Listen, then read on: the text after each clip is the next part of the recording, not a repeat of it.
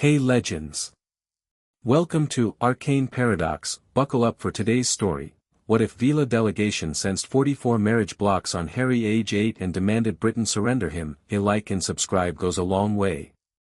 Now let's jump in. Chapter 1, The Veela Delegation arrived in London on a Tuesday morning in July, which was, by all accounts, the most ordinary thing about them. They came through the international Fleur network at the Ministry of Magic's designated arrival chamber, 7 women and 1 elder, dressed in pale traveling robes with the silver crest of the Veela Conclave stitched at the shoulder. The chamber was a sterile, grey-walled room on level 4 that smelled of old parchment and floor polish, and the ministry official assigned to greet them was a mid-level clerk named Perkins who had brought a clipboard and forgotten to bring anything else. He stood in the doorway with his clipboard pressed to his chest, blinking at them the way a rabbit blinks at an oncoming cart. Albus Dumbledore walked through the flow last, smoothed the front of her robe with one hand, and looked around the chamber with the calm, assessing expression of a woman who had walked into 100 rooms like this and found all of them wanting. "Mr. Perkins," she said. Her English was perfect, with a French accent that she wielded like a piece of deliberate architecture. "We had requested an escort from the Department of International Magical Cooperation." "Yes, Madame Delacour." Perkins checked his clipboard, found nothing useful on it, and checked it again anyway. There was a scheduling conflict.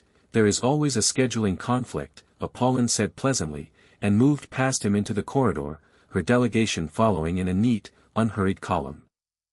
Perkins watched them go, looked down at his clipboard, and then went to find someone above his pay grade to tell about this. The Veela delegation had come to Britain for what was technically a routine census. Every 7 years, the conclave sent representatives to each participating nation to conduct what they called a resonance survey, a mapping of all active magical bonds within the country's borders that touched Veela bloodlines. Marriage bonds. Ancestry bonds. The old, deep bonds that existed in the world's magical fabric the way roots existed under soil, invisible and structural and absolutely not something you wanted to sever carelessly. The survey was bureaucratic, precise, and almost never interesting. Almost. They had been given conference space on level 2, a long room with a table that had clearly been requisitioned from storage and showed it, and 3 windows that looked out onto a light well. Albus's delegation set up their equipment without fuss, polished brass instruments that looked vaguely alchemical, a stretched membrane of something silvery white that the ministry officials who peeked through the door couldn't identify and were too nervous to ask about, and a leather-bound ledger that Albus opened to a fresh page with the date written at the top in dark blue ink. The survey normally took 2 days. They were 40 minutes in when Fleur Delacour stopped breathing. She was 10 years old and should not technically have been there at all. She had come because her mother had come, and because the alternative was staying in Paris with her grandmother, who had opinions about Fleur's hair, and Fleur had opinions about her grandmother's opinions, and the whole arrangement had a predictable outcome that everyone preferred to avoid. She had been sitting at the far end of the table doing her summer reading and staying, by any reasonable metric, out of the way. But Fleur had a gift. Her mother knew about it, had been quietly watching it develop for 2 years, and had not yet decided exactly what it meant.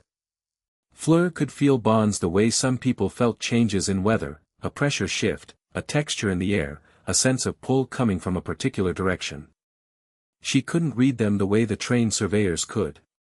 She just felt them. Like standing near a fire and knowing instinctively whether it was the size of a candle or the size of a house. What hit her now was neither.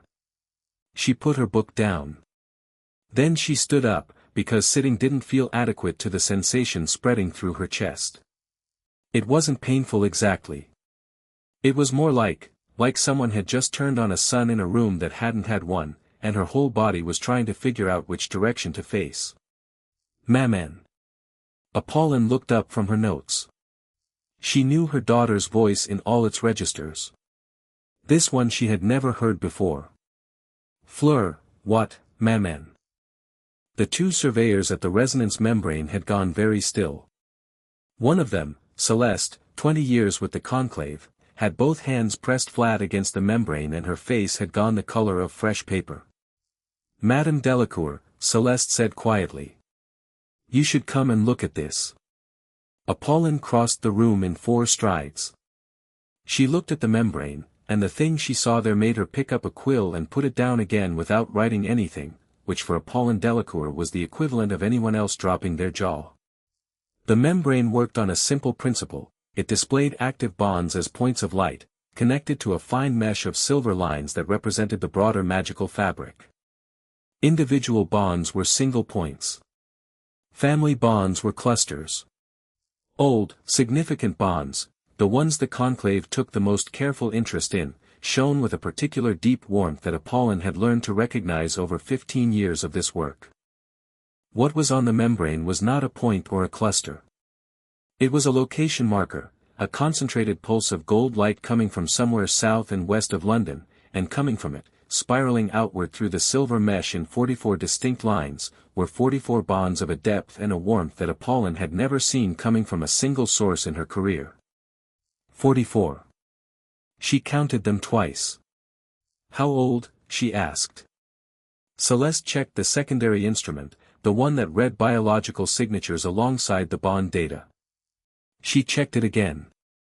Her voice, when she answered, was very careful. 8, madam. Silence in the room.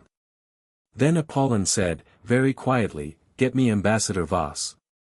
She said it with the tone of a woman who has just found evidence of something that rewrites the context of everything around her, and who needs one moment, just one, to understand what that means before she starts the process of making everyone else understand it too.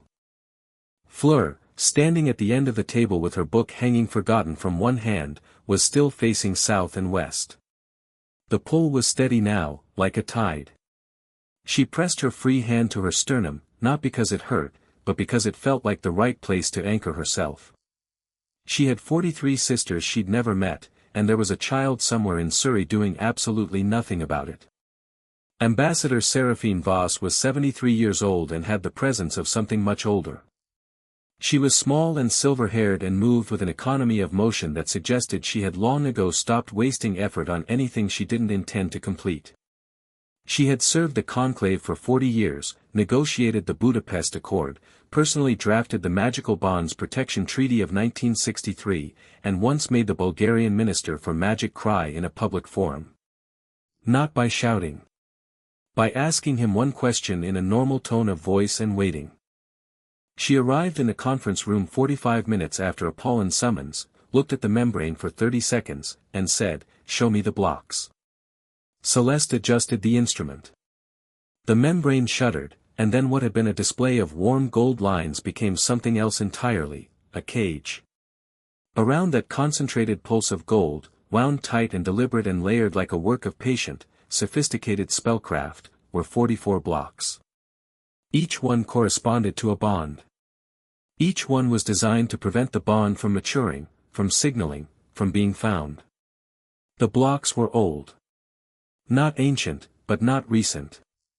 They had been placed, Apollon had estimated this already, and the calculation made her feel something she was too professional to call rage, approximately 7 years ago.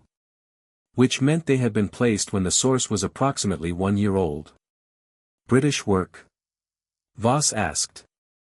The technique is Dumbledorian, Apollon said, which was a term the conclave used internally for the particular style of magical architecture associated with one Albus Percival Wulfric Brian Dumbledore, headmaster of Hogwarts, supreme mugwump of the International Confederation of Wizards, and, currently, the man about to have the worst afternoon of his professional life.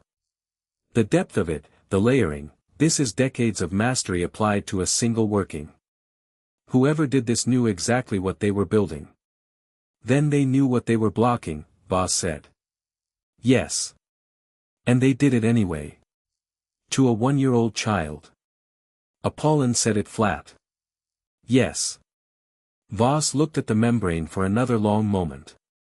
Then she turned to the window and looked out at the light well and the grey London sky above it, and when she turned back her face had the particular settled quality of someone who has made a decision that other people are going to find very uncomfortable. "Get me the British Minister for Magic," she said. "And get me the location."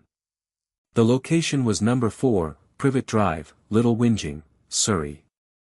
It appeared on the survey map as a dot on an entirely ordinary residential street, and the name Harry James Potter appeared beside it in Celeste's handwriting when she cross-referenced the ministry's own population registry, a registry that, it turned out, listed one Harry James Potter, age 8, ward of Vernon and Petunia Desley, as resident at the above address, and also, in a sub-note that Apollon found deeply telling, listed him as possessing a suppressed magical signature, which was the ministry's polite bureaucratic way of saying that someone had filed the paperwork to make him officially invisible to magical census work. Paperwork filed 7 years ago. Signed, in 2 places, by Albus Dumbledore. The meeting with Cornelius Fudge happened at 3 in the afternoon in his office on level 1, which was a large, over-furnished room full of photographs of Fudge shaking hands with important people. Fudge himself was a soft-looking man in a lime-green bowler hat who collected the trappings of authority the way some people collect decorative plates, enthusiastically and without a great deal of discrimination. He smiled when Voss and Apollon entered. It was the smile of a man who had been told this was a routine meeting about census paperwork, and who had prepared accordingly. The smile lasted approximately 90 seconds. 44, Voss said, and placed the membrane's printed record on his desk.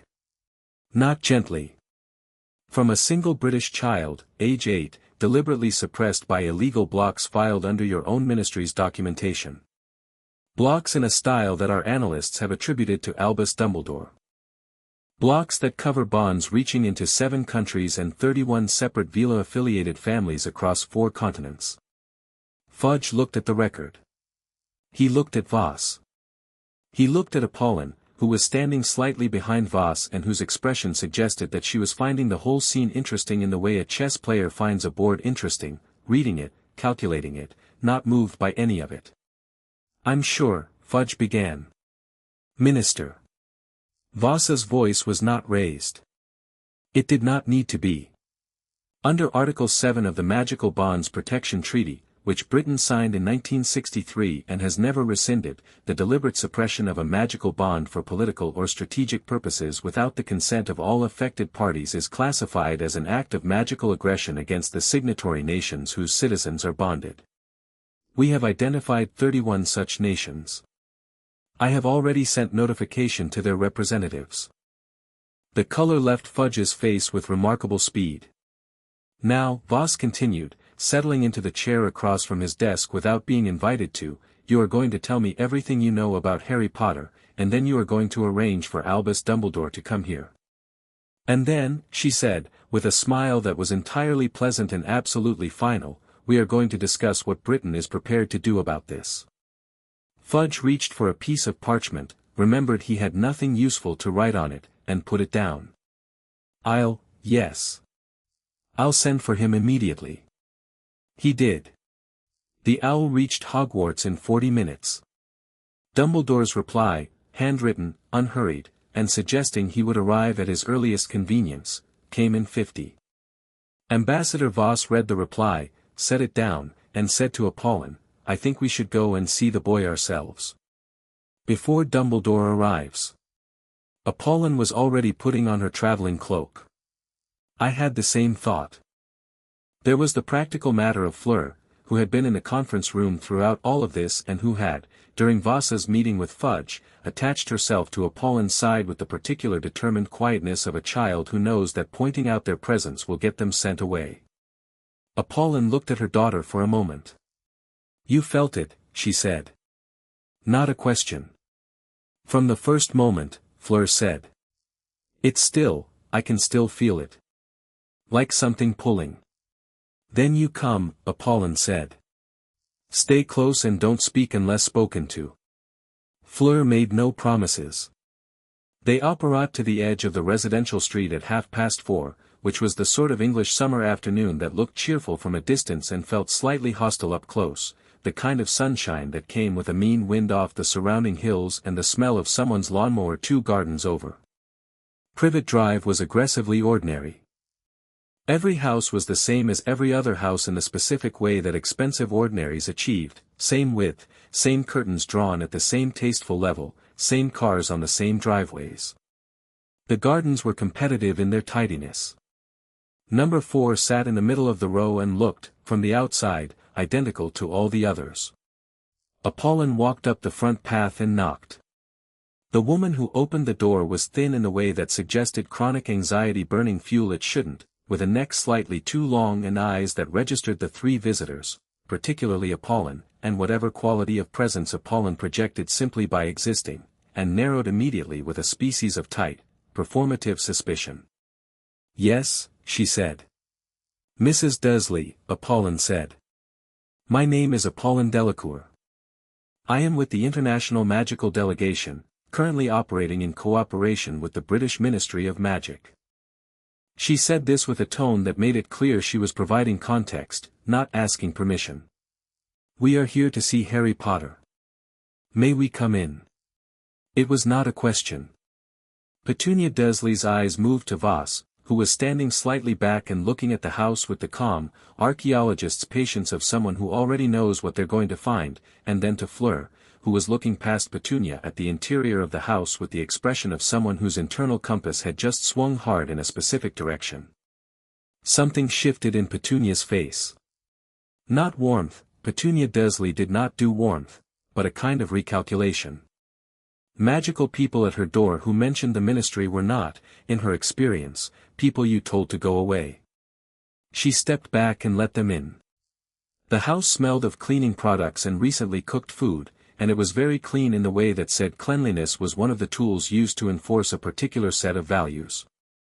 The front hallway had family photographs on the wall, a large, pink-faced boy in multiple sizes, a man who looked like a walrus given human ambitions, Petunia herself at various ages, and notably, conspicuously, nothing else. Apollon looked at the photographs for a moment. Then she looked at the cupboard under the stairs, which had a latch on it. A latch on the outside.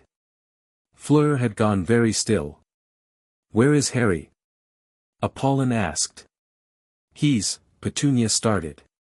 "Outside," Voss said, because she was watching through the front window and there was a small figure in the back garden visible through the kitchen. "I see him. Let's go through." They went through the kitchen, past the evidence of a dinner recently made and a table set for 3, not 4, and out through the back door into a garden where a boy was pulling weeds from a flower bed with the methodical, absent efficiency of someone doing something they've done so many times it no longer requires thought. He looked up when the door opened. Harry Potter was small for 8, noticeably small, in a way that wasn't just natural variation, and thin, with a quality of compactness that came from having learned very young not to take up more space than necessary. He had dark hair that went in every direction and glasses held together at the left hinge with a piece of tape, and a smear of garden dirt along his forearm that he'd acquired sometime in the last half hour. He was wearing clothes several sizes too large for him, the hems of the trousers rolled up twice. His eyes, behind the taped glasses, were an extremely clear and specific shade of green. He looked at the three of them, took in Apollon's silver crest, Voss's age and bearing, Fleur's presence, and said, in a voice that was politely flat and entirely unimpressed, "Are you from the government?" Voss blinked. Then the corner of her mouth moved in what was, for her, a significant departure from professional neutrality. "In a manner of speaking," she said. "Because Mrs. Dursley already told me if anyone ever came asking, I was supposed to say I was a normal boy and not say anything about." He stopped. Looked at them more carefully. "You're not from the British government, are you?" "No," Apollon said. "We are not." Something shifted in his face. Very slightly. A door opening a crack that had been shut a long time. "Okay," he said, and stood up from the flower bed and brushed the dirt off his hands with businesslike efficiency. "What d'you want, then?" Apollon crouched down, which put her at approximately his eye level, and looked at him with the focused, undivided attention that she usually reserved for treaty negotiations, the kind of attention that said I am taking you completely seriously as a person and I intend to hear everything you say. In Harry Potter's 8 years of life, approximately no adult had ever looked at him that way. He felt it the way you feel a change in temperature. He didn't quite know what to do with it, so he met her eyes and waited. "My name is Apollon Delacour," she said.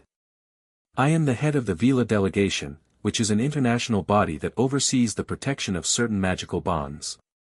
We conducted a survey today. A magical survey of bonds in Britain. She paused. Harry, our survey found 44 bonds connected to you. 44, do you understand what a bond is, in magical terms? Harry was quiet for a moment. Sort of, he said.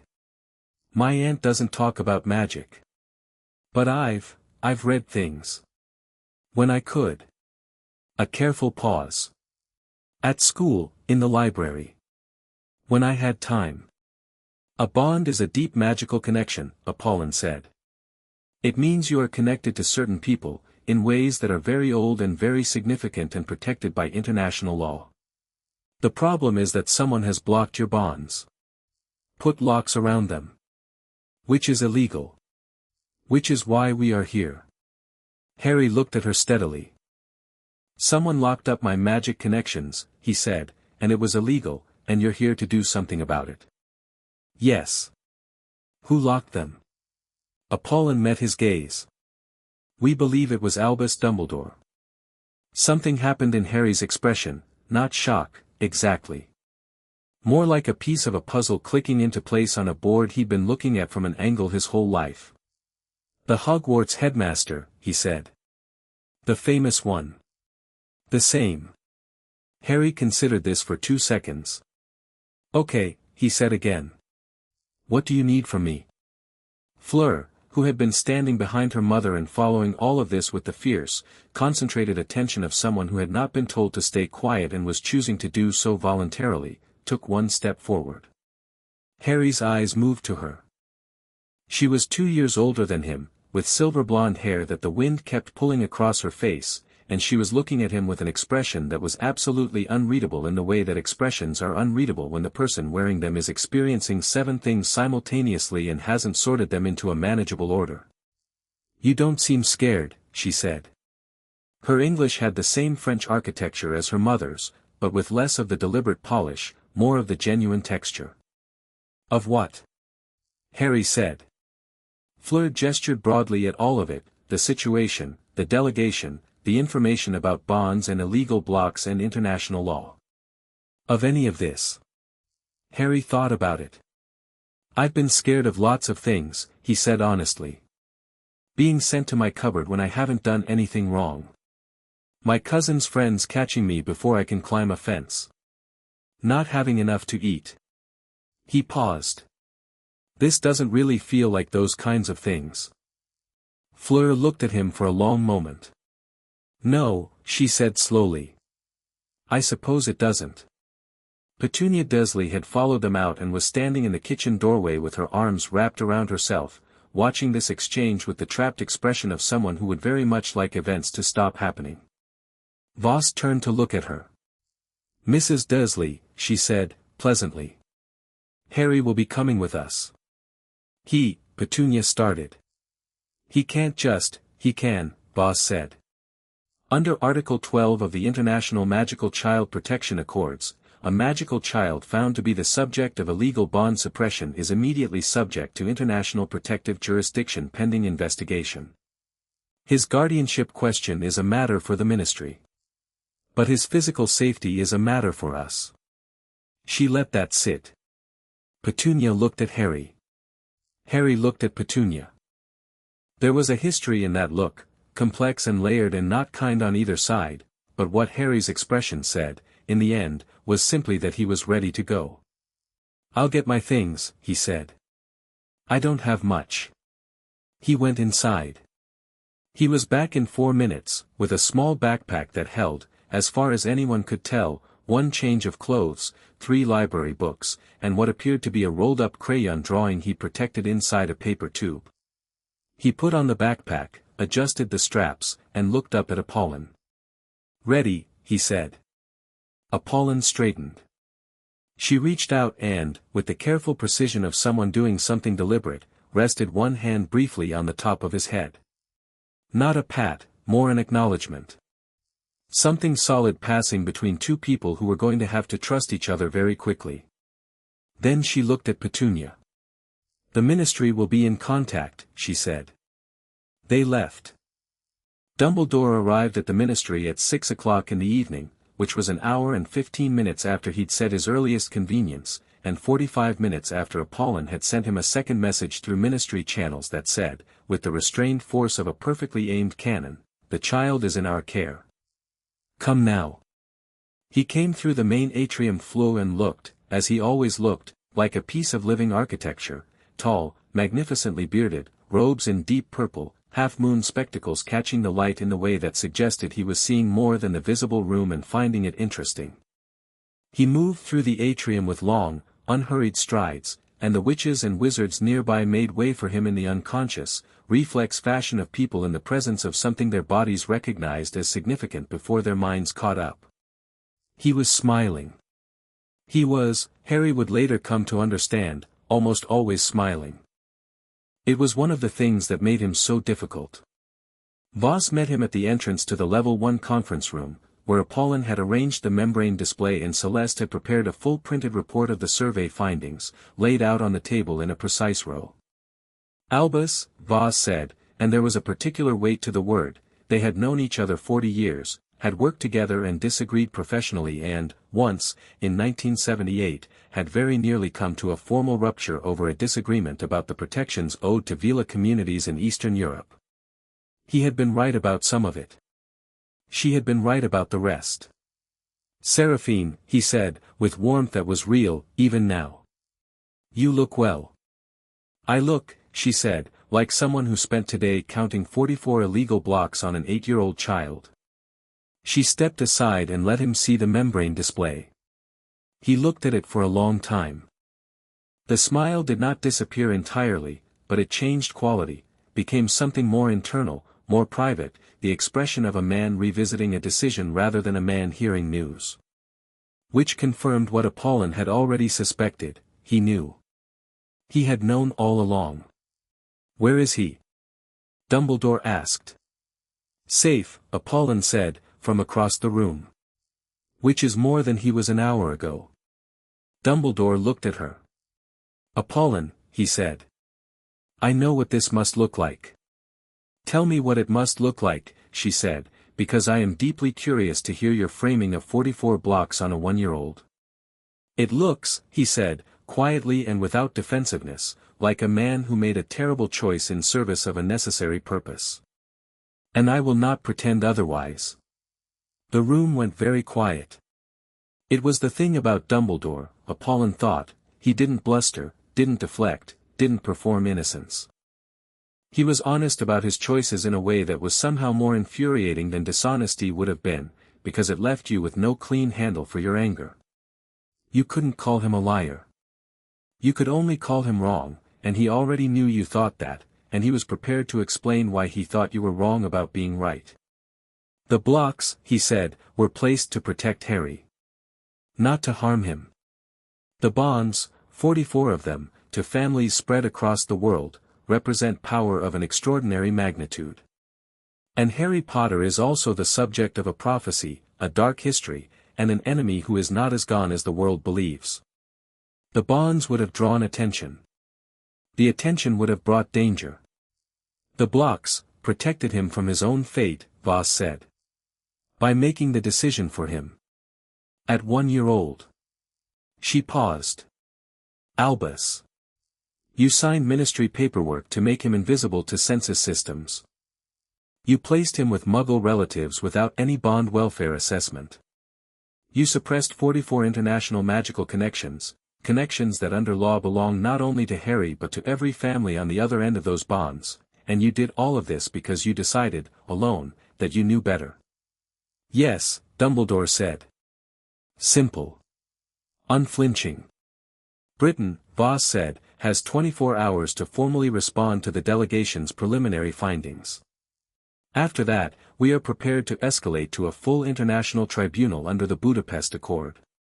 The 31 affected nations have already been notified. 8 of them have already responded." She picked up a parchment from the table and read from it without expression. "France, Bulgaria, Russia, Greece, Morocco, Brazil, Japan, and New Zealand. All 8 have filed preliminary objections with the International Confederation of Wizards. France has already flagged the situation to their minister. Fudge, who had been sitting in the corner of the room since Dumbledore arrived, holding a cup of tea he'd long stopped drinking, made a sound that was not quite a word. "The child," Apollon said, cutting through everything else, "is in our care tonight. He is safe and he is fed and he is not sleeping in a cupboard." She watched Dumbledore's face as she said cupboard and saw something move behind his eyes, nothing, not callousness, but a complex and knotted thing that she decided she would understand better later, when she had more information. "Tomorrow morning, you will present to Ambassador Voss a full account of the blocks, their construction, their purpose, their effect on Harry's magical development, and you will bring that account ready to be cross-examined in full." She held his gaze. "And Mr. Dumbledore," she said, "I suggest you also come ready to discuss why you believe your good intentions give you the right to make legal choices on behalf of 32 nations without their knowledge or consent. Because I promise you that is the question every single one of them is going to ask." Dumbledore looked at her for a long moment. Then he looked at the membrane, at the 44 bonds and their 44 blocks, that cage of light and intention. "Where is he?" he said again. "Safe," Apollon said. "That's enough for now." Harry Potter was, at that moment, sitting in a ministry guest room on level 6 with a plate of sandwiches in front of him that he was working through with steady, uncomplicated hunger, while Fleur sat across from him reading one of his library books because he'd said she could, and Celeste stood guard in the corridor outside because Apollon had asked her to. He had not cried. Had not had a breakdown, had not asked to go back to Privet Drive, had not done any of the things that adults might have expected from a child in his situation. He had eaten, asked a precise and intelligent question about the logistics of apparition after watching Celeste demonstrate it, and then asked if the sandwiches could include something without tomato. Now he looked out the window at the London dusk settling over the city and felt the strange, enormous, not entirely bad sensation of being somewhere that was different from where he had been this morning. "That book's got the chapter on water magic in it," he said to Fleur, without turning from the window. "Halfway through. It's the good bit." Fleur found the page. "Read it for a moment." "This is a Muggle book," she said, somewhat wonderingly. "I know. The school library doesn't have magic books. Obviously." He looked at her over his shoulder. "Is it wrong?" She considered the pages. "No," she admitted. "Actually no. It's quite good." She read another paragraph. "Where did you find it?" "Charity shop," he said. "It was 15 pence. He turned back to the window. "I have 7 others. Back home." "Well," a small pause. "Back at the Dursleys." The deliberate correction of home to the Dursleys sat in the air between them for a moment, carrying exactly as much weight as it was supposed to.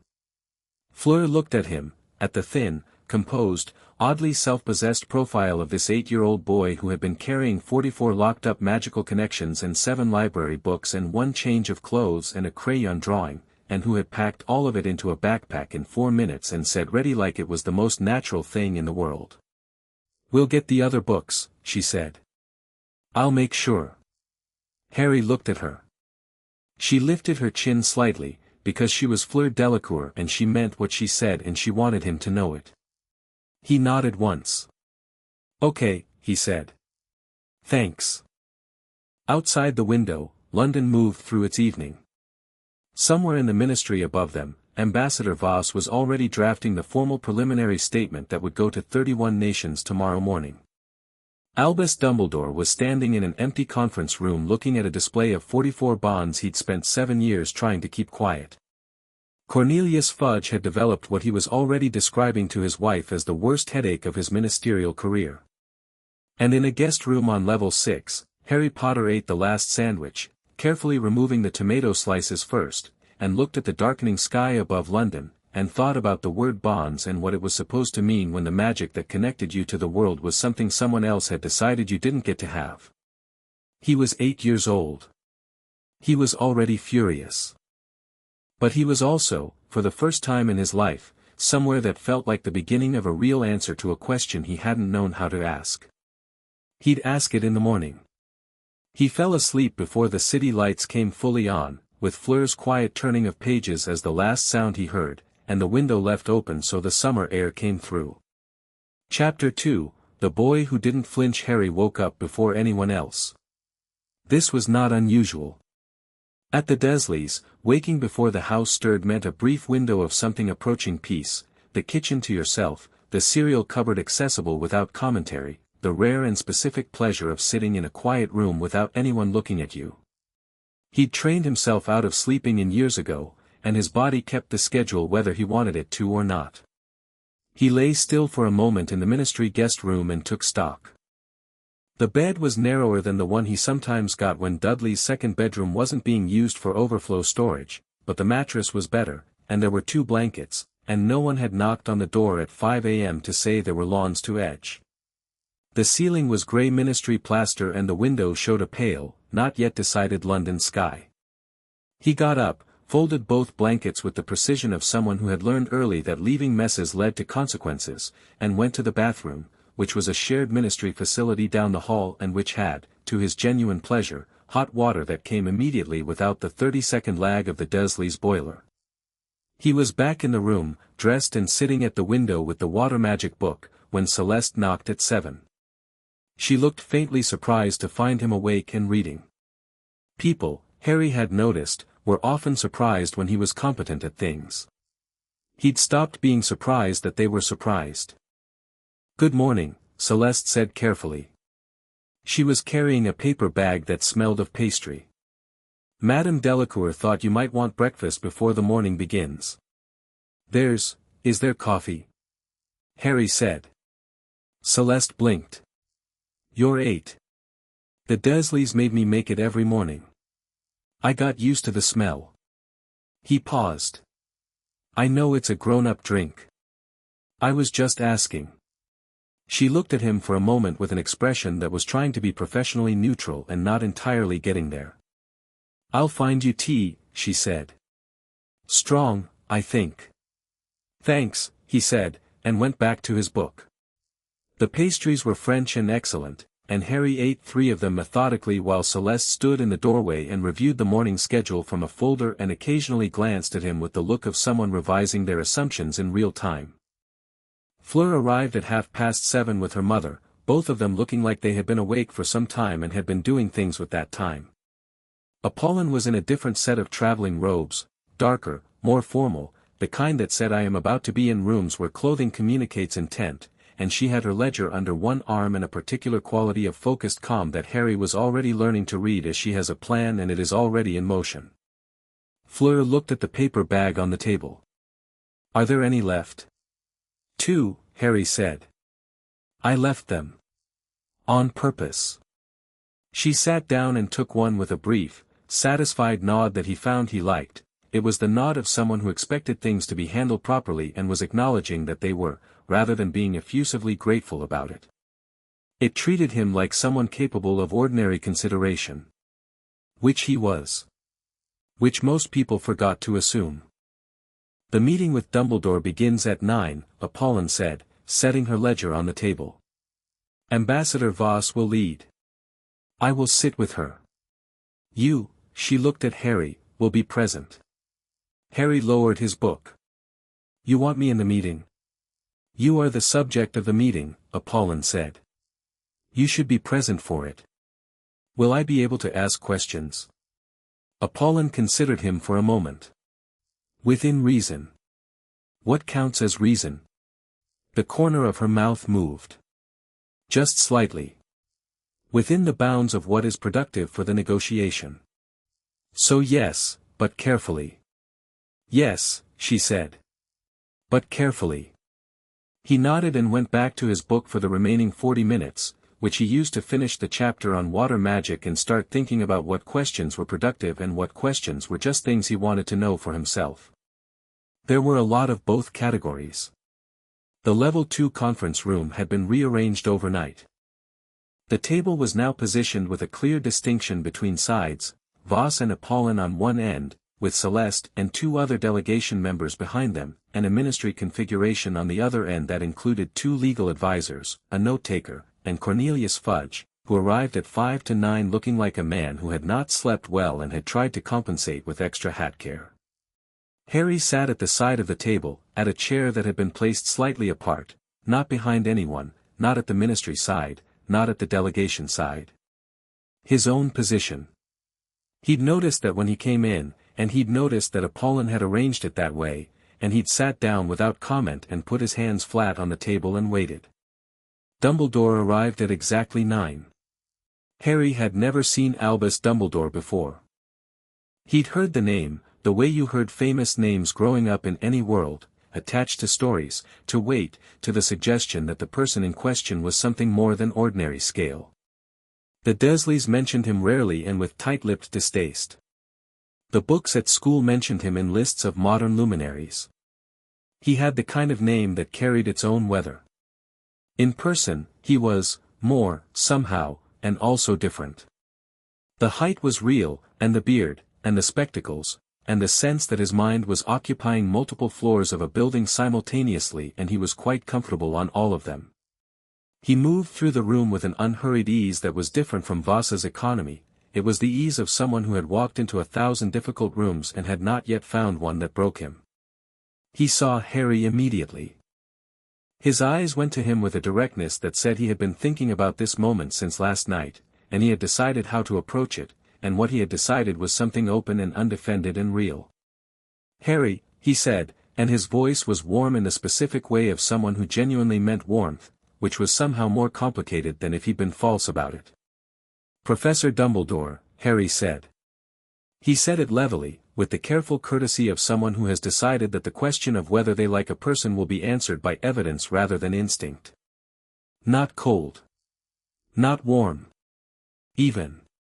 Dumbledore held his gaze for a moment with an expression that was hard to read and then sat at the ministry end of the table, and Voss called the meeting to order. She was, Harry decided quickly, extraordinary at this. She moved through the opening formalities, the citation of legal authorities, the formal record of findings, the declaration of injured party status for 31 nations, with the efficiency of someone who had done this 100 times but did not let that make her casual about it. Each point landed exactly where she placed it. She didn't rush and she didn't linger, and by the time she was done with the opening, the shape of the situation in the room was entirely of her making. "The delegation's position is simple," she said. "The blocks on Harry Potter's bonds are illegal under international law. They were placed without consent of any affected party. They constitute magical aggression against 31 signatory nations. They will be removed." She looked at Dumbledore. "The question before this meeting is not whether they will be removed. It is how, and when, and what Britain will do to address the consequences of their placement." Dumbledore's legal advisor, a thin, precise-looking woman named Marchbanks, started to speak, but Dumbledore touched her arm lightly and she stopped. "Seraphine," he said, "may I speak plainly?" "You may speak," Voss said. "Whether it is plain remains to be seen." A breath of something that might have been appreciation moved across his face. "The blocks were placed in response to a specific threat," he said. "In 1981, a dark wizard, known as Voldemort, attempted to kill Harry when he was 15 months old. He failed. We do not fully understand why he failed. What we do know is that Voldemort is not entirely gone, that he persists, in some form, and that his return is a genuine possibility. The bonds, 44 of them, radiating from a child, drawing the attention of magical families across the world, would have functioned as a beacon. A signal to anyone watching. I made the decision, alone," Voss said. "Alone," Dumbledore agreed, without flinching. "I made the decision that the risk was too great. That drawing international attention to Harry's location, his nature, his connections, would put him at risk. The blocks were not punitive. They were protective." The room was quiet. Harry had been listening to all of this with the focused stillness he developed over years of being in rooms where adults talked about things that affected him without addressing him. He'd learned to collect information without signaling that he was collecting it. But now he looked at Dumbledore and said, in a voice that was very clear and not remotely aggressive, "Can I ask you something?" Dumbledore looked at him. There was something that moved in the old man's expression, a kind of respect, perhaps, or a kind of pain, or both. "Of course," he said. "You said the blocks were to protect me," Harry said. "From attention. From being found." He paused. "But I was at Number 4, Privet Drive, Little Whinging, Surrey. My name is in the Ministry's population registry. You signed the paperwork yourself, it says so on the registry, my aunt showed me, once, by accident." He watched Dumbledore. "So I wasn't hidden. My location was known. The blocks just made sure no one with a magical interest in me would come looking." He paused again. "That's not protecting me from being found. That's protecting something else." "What was it?" The room was very still. Fudge looked at Dumbledore. Marchbanks looked at Dumbledore. Even Voss, who had the face of a woman who had anticipated most moves in advance, shifted her attention to Dumbledore with the quality of someone who had not quite had that particular question ready and was interested in the answer. Dumbledore took off his spectacles, polished them, put them back on. It was, Harry would later decide, the only tell the man had, the one thing he did when a question had landed somewhere he hadn't fully prepared for. "You are perceptive," Dumbledore said. "I've had a lot of time to think," Harry said. "There's not much else to do in a cupboard." The word cupboard fell into the room like a stone into still water, and the ripples went in every direction. Fudge's face tightened. Marchbanks's pen stopped moving. Apollon, who had been a careful, watchful presence since the meeting began, made a single small note in her ledger. Dumbledore did not look away. "The blocks," he said, quietly, "also prevented the bonds from developing. From maturing. Because a fully matured set of 44 bonds, in a child growing up outside the magical world, would have been," he paused, "destabilizing. For him." "For me," Harry said. "Yes. So you decided that destabilizing was worse than not having them at all." "I decided that their development needed to wait until you were in a position to understand them, to manage them, to choose what you wanted to do with them." "But you made that decision," Harry said, with the same even tone, the same clear eyes. "You decided when I'd be ready to understand things. You decided what I could manage. Without asking me." He let that sit for exactly a beat. "I'm not saying you were lying about wanting to protect me. I'm saying, you decided what protecting me looked like, and then you did it. And now there are 31 countries that have a problem with how you decided." Dumbledore was quiet for a moment. Then, "Yes. That is correct." "Okay," Harry said. "I just wanted to make sure we were both saying the same thing." He sat back. Picked up his glass of water. Drank from it. Set it down. He was 8 years old and he had just put Albus Dumbledore precisely in the corner Voss had been trying to back him into for the past 20 minutes. He had done it by asking one question at a time, without heat, without accusation, by simply following the logic until it arrived somewhere that no one in the room could dispute. Fleur, behind her mother's chair, had her arms crossed and was looking at Harry with an expression that was several things at once, surprised, recalculating, and something she wouldn't have been able to name precisely but which felt like the beginning of understanding someone you hadn't expected to understand. Voss allowed herself one moment of almost satisfaction. Then she continued. "Mr. Dumbledore," she said. "The delegation requires, as a first condition of any negotiated resolution, a full and documented account of the block's construction. Not your intentions, your mechanics. We need to know exactly what you built, how deeply it penetrated Harry's magical development, and what the process of removal will entail." "Removal," Marchbanks said, speaking for the first time. She had recovered from Harry's question with professional efficiency and her voice was precise and dry. "Before we discuss removal, we need to address the question of timing and safety. Removing 44 blocks simultaneously on a magical signature of this magnitude, we are not proposing simultaneous removal, Apollon said. She opened her ledger to a marked page. The delegation has consulted with 3 bond analysts and 2 independent curse breakers. The recommended protocol is sequential removal, beginning with the most structurally accessible bonds and proceeding in order of relational significance. The process will take several sessions over a period of weeks. Harry will be monitored throughout by both the delegation's medical advisors and, if the ministry insists, a healer from St. Mungo's. She turned the ledger toward the center of the table.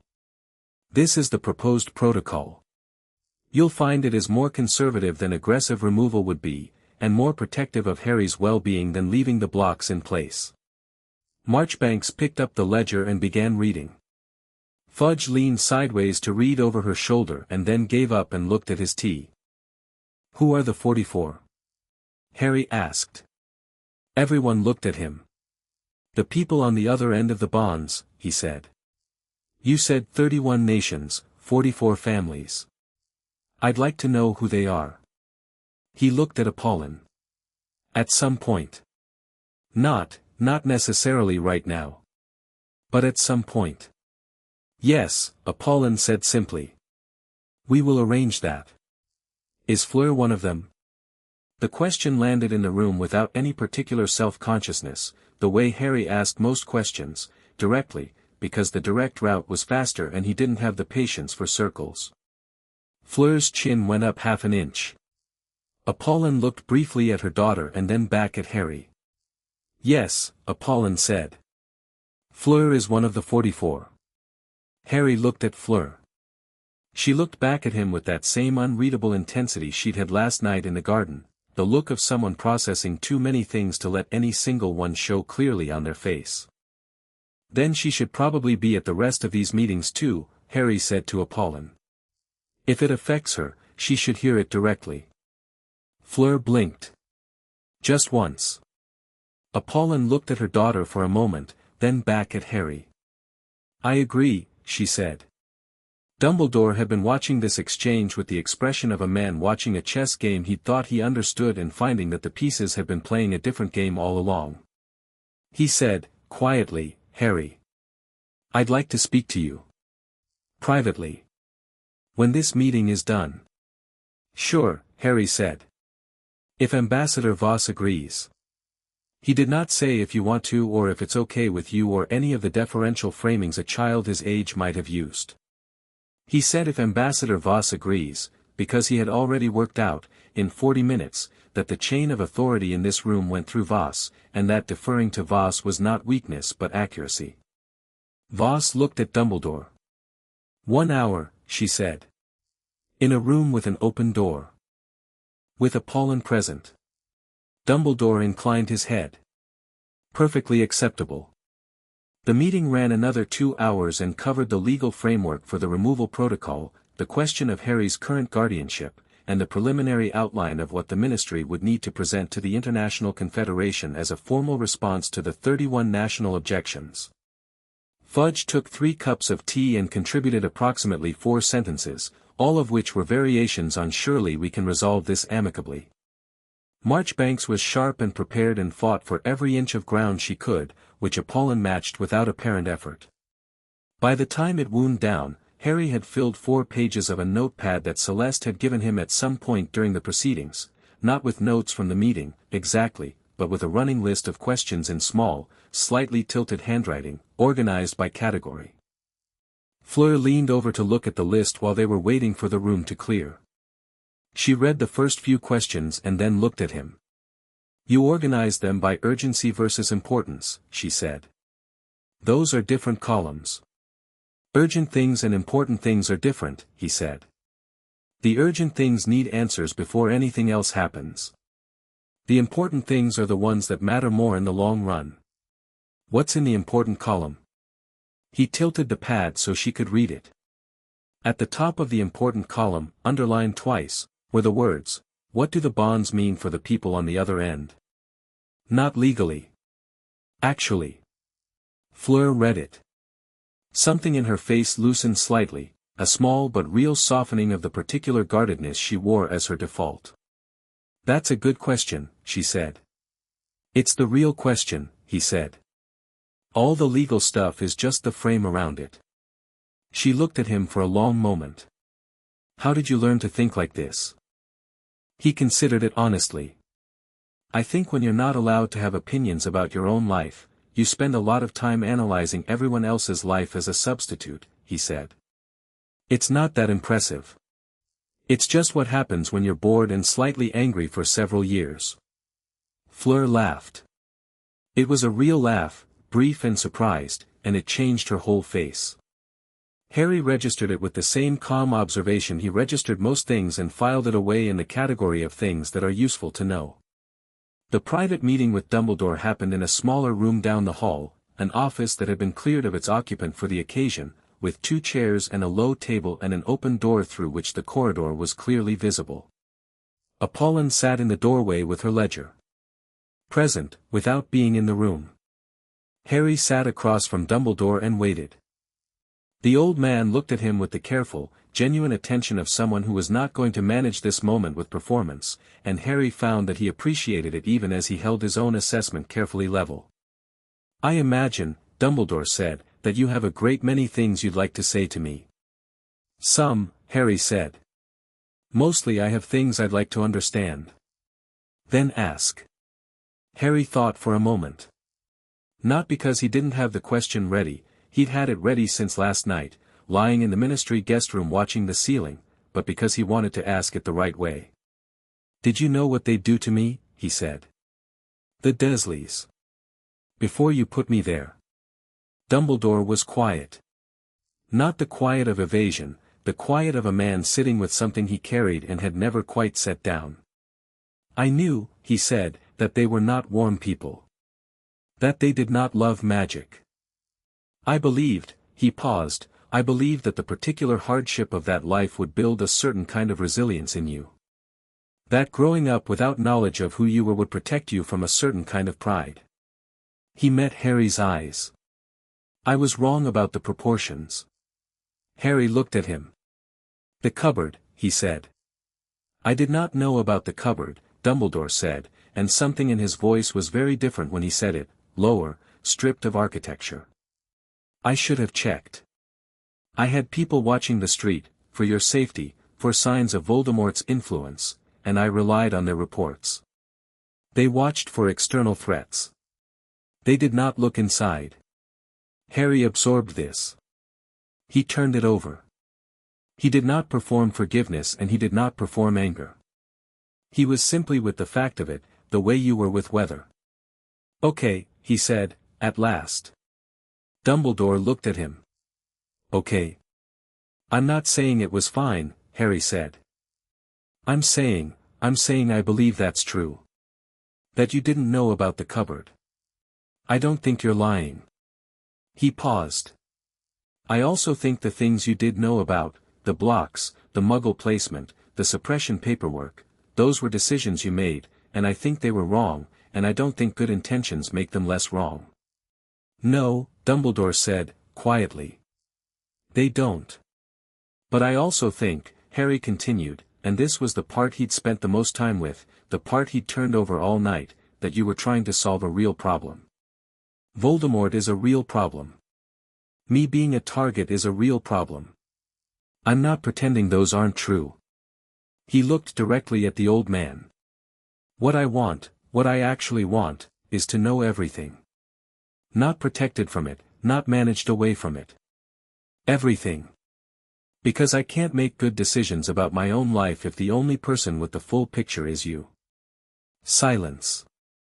Then Dumbledore said, very slowly, "You are quite remarkable for your age."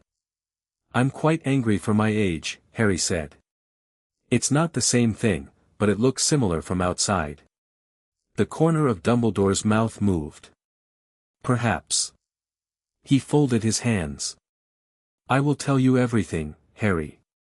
Not today, there is too much, and you need the bonds addressed first, for your own health. But I will not hide from you anymore." A pause. "That is a promise." I have made too many decisions on your behalf without your knowledge. I will not make that one. Harry held his gaze for a long moment, reading it the way he read most things, carefully, without rushing to a conclusion. All right, he said. I'm holding that one. I expect nothing less, Dumbledore said. They sat for another 15 minutes, talking not about Voldemort or bonds or international law, but about magic, the way it worked, what it felt like to someone who had been living with suppressed bonds his whole life, whether Harry had ever noticed anything unusual about the way magic responded around him.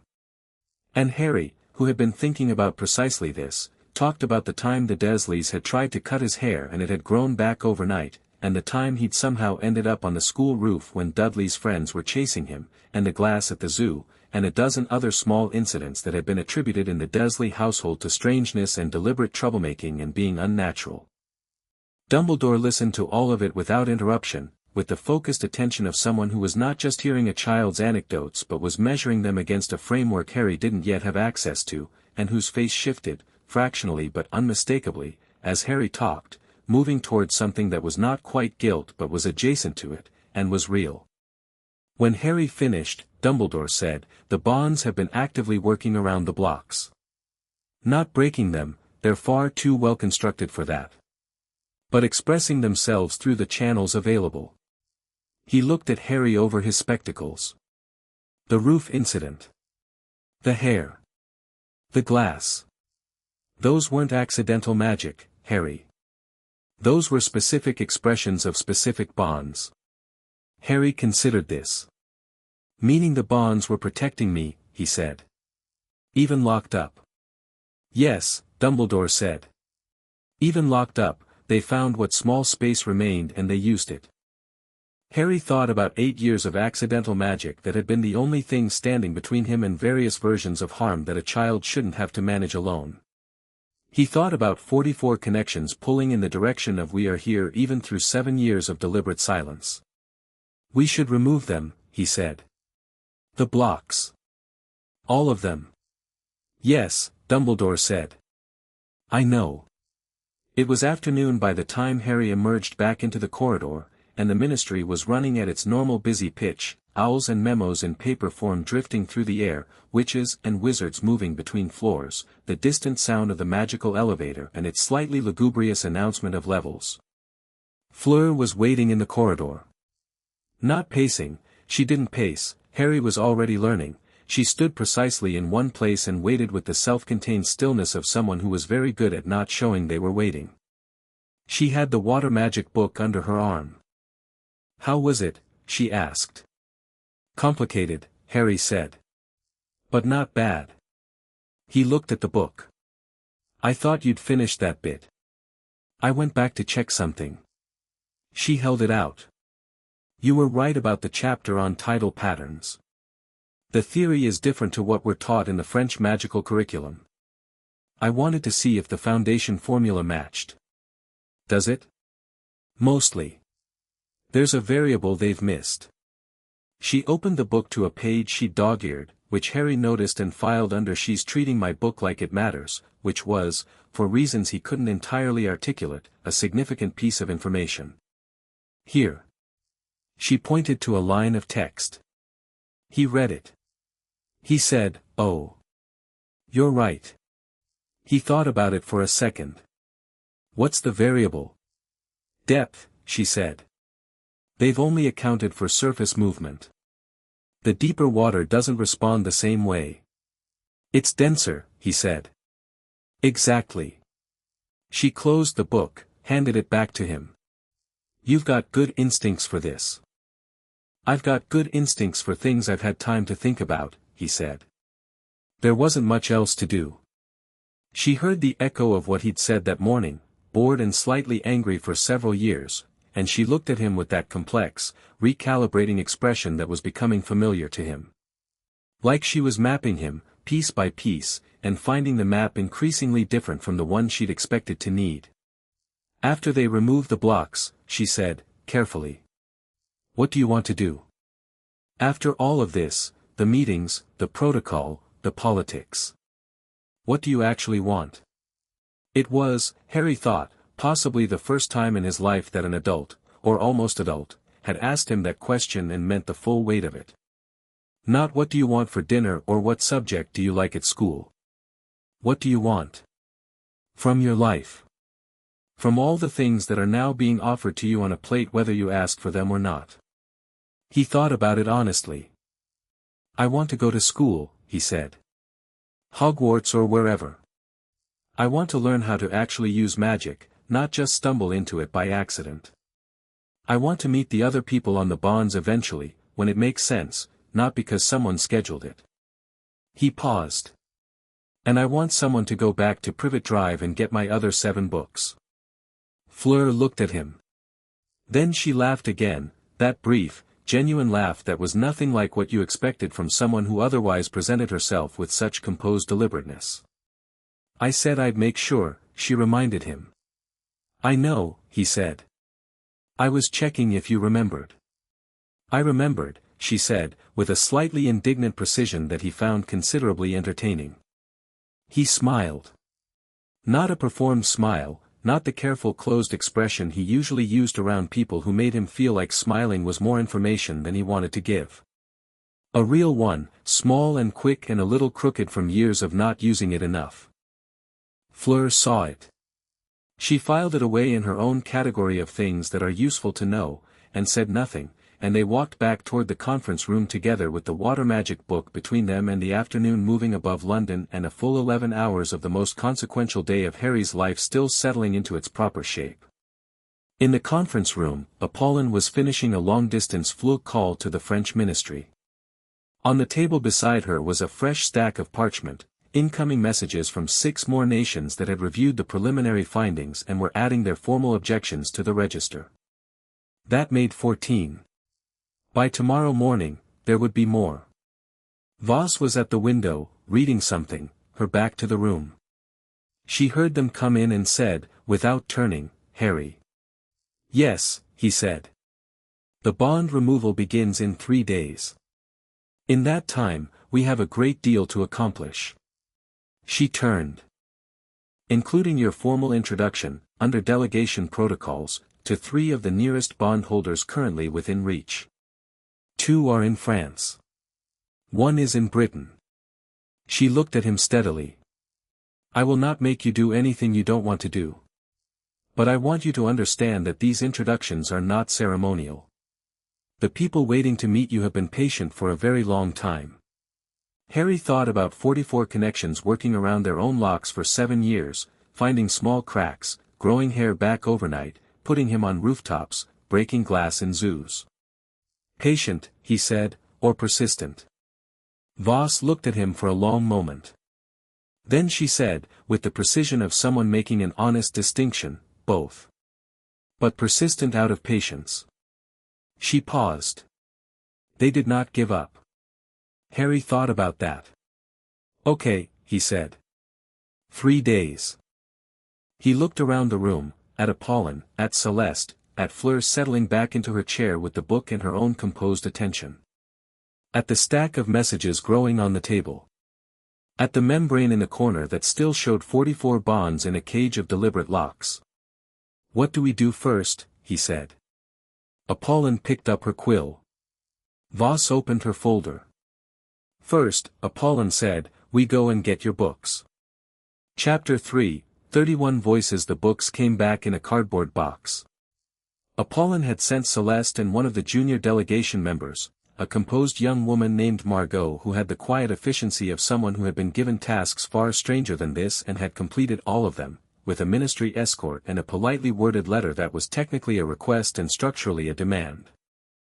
They returned 2 hours later with the box, 7 library books inside, plus a school exercise book Harry had forgotten about, a spare pair of glasses from under his mattress that fit slightly better than the ones he was wearing, and a note from Petunia that said, in her cramped, angry handwriting, "Don't come back." Harry read the note, folded it once, and put it in the bin. He put the spare glasses on. The difference was immediate and significant. The left lens of the taped pair had a hairline crack he'd been compensating for so long he'd stopped noticing it. He looked at the room and it was sharper than it had been an hour ago, cleaner at the edges, and he was aware of the slight wrongness of the old pair only now that it was gone. "Better?" Fleur asked. She was watching him from across the table. "Much," he said. She nodded, like she'd expected this, like noticing that someone needed better glasses and making sure they got them was a perfectly ordinary thing to track. It probably was ordinary, Harry thought. For people who paid attention to other people. He was still in the process of learning what that felt like from the receiving end, and it kept catching him slightly off balance in a way that was not unpleasant.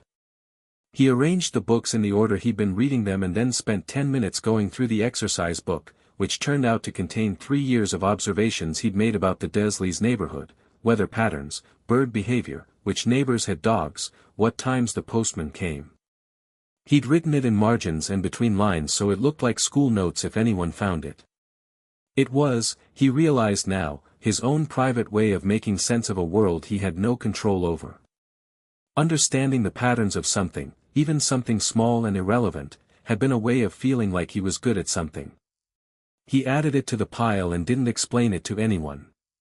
Some things didn't need to be explained. The next 2 days were nothing like the first. The first day had been emergency and discovery, the sharp-edged particular crisis of finding something no one was supposed to find and making immediate decisions about it. Days 2 and 3 were the longer, harder, less dramatic work of consequence management, which was in some ways more exhausting because it required sustained attention without the clarity that urgency provided. Voss spent most of both days in back-to-back Fleur calls, working through the list of affected nations with the methodical patience of someone laying the groundwork for something that had to hold weight for years. Harry could hear fragments of her calls from the corridor, 5 minutes of French, then 20 minutes of what he thought was Russian, then a long stretch of a language he didn't recognize that had a particular rhythm to it. She emerged from each call looking exactly the same as she'd entered it, which he found both admirable and faintly alarming. Apollon, meanwhile, was managing the legal architecture, the formal response documents, the timeline for the removal protocol, the arrangements for the 3 introductory meetings Voss had mentioned. She worked the way Harry suspected most truly capable people worked, quickly, without fuss, making decisions that were right rather than safe, and then moving on to the next thing. She had, in 2 days, drafted or reviewed more parchment than Harry had seen in his entire life, and she answered every one of his questions about it without condescension, which meant he asked more questions than he otherwise would have. He learned a great deal in those 2 days. He learned that magical bonds, in the framework the Conclave used, were categorized into 3 types: ancestral bonds, which were inherited and passive, chosen bonds, which were formed through deliberate magical ceremony, and fated bonds, which were the rarest kind, arising from something in the structure of magic itself that was older than any human record of it. His 44 were all fated bonds. This was the thing that made the Conclave sit up, that had made Celeste go pale at the membrane and made Apollon send for Voss immediately. Fated bonds were documented in the Conclave's historical records. The most recent confirmed case of a single person carrying fated bonds to multiple partners had been in 1279. Harry looked at that date for a long time when Apollon showed him the reference. 700 years. He was 8 and he had broken a 700-year-old record. He asked if the bonds meant he had to do anything. Get married at 12 or be cursed, or whatever the magical world's idea of these things was. Apollon looked at him steadily. The bonds are not obligations, she said. They are connections. They grow toward relationship the way a plant grows toward light. If the conditions exist, they develop. But nothing develops on a schedule you don't consent to, and no one on the other end of a bond is obligated to you any more than you are to them. But they're affected, he said. The 44. The blocks weren't just on my side. No, she said. The people bonded to you have experienced the suppression too. Some know it, they've felt something missing, a kind of directional pull with no destination. Others are too young to have noticed yet. Some are adults and have spent years wondering why a particular aspect of their magical health felt incomplete. Harry thought about this. He thought about it for a long time that evening, sitting by the window while London moved through its dark below, and what he kept coming back to was not the abstract legal wrongness of it or the political problem it created, but the simple fact of 44 people whose lives had a gap in them that had been put there by someone else's decision. People who hadn't been asked any more than he had. That felt important. Not as a political argument. Just as a true thing that mattered. He wrote they were blocked too at the top of the important things column in his notepad and underlined it. The first of the 3 introductory meetings was with a woman named Veela Sorokina. She arrived on the second day, traveling from Edinburgh where she'd been staying with relatives, and she was 22 years old and had the controlled, self-contained bearing of someone who had grown up in a community with specific ideas about what self-possession looked like. She was Russian Veela through her mother's line, a distant branch of a family that had been in the Conclave's records for 300 years, and she had known about fated bonds since she was a girl, had understood the possibility of one in an intellectual sense, had spent 4 years with a low-grade persistent ache somewhere in her chest that healers had never quite been able to explain.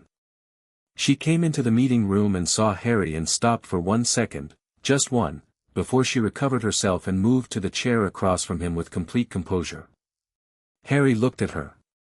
He noticed the second of hesitation, filed it, and said, "Hello. I'm Harry." Veela looked at him and something in the set of her face shifted into something that was trying to be professional and finding it difficult. "I know," she said. "I'm Veela." "I know," Harry said. "Apollon told me." He paused. "I wanted to ask you something, if that's okay." Veela exchanged a quick glance with Apollon, who nodded. "Yes," she said. "When you felt the ache," Harry said, and watched her expression shift with the recognition that he already knew about the ache, did it ever point in a specific direction? Or was it just, present? A beat? Both, Veela said. Mostly present. But sometimes, when I was tired or when my guard was down, southwest. It pointed southwest of wherever I was. That would have been approximately towards Surrey, Apollon said, quietly. Veela closed her eyes for a moment. Just briefly. Then she opened them and looked at Harry with a directness that matched his own. "How are you managing all of this?" she said.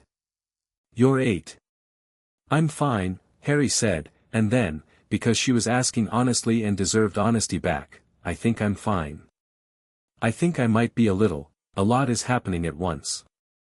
But mostly I feel like things are getting better rather than worse, and that's the best direction, so." Veela looked at him for a long moment. "Yes," she said. "It is." They talked for an hour.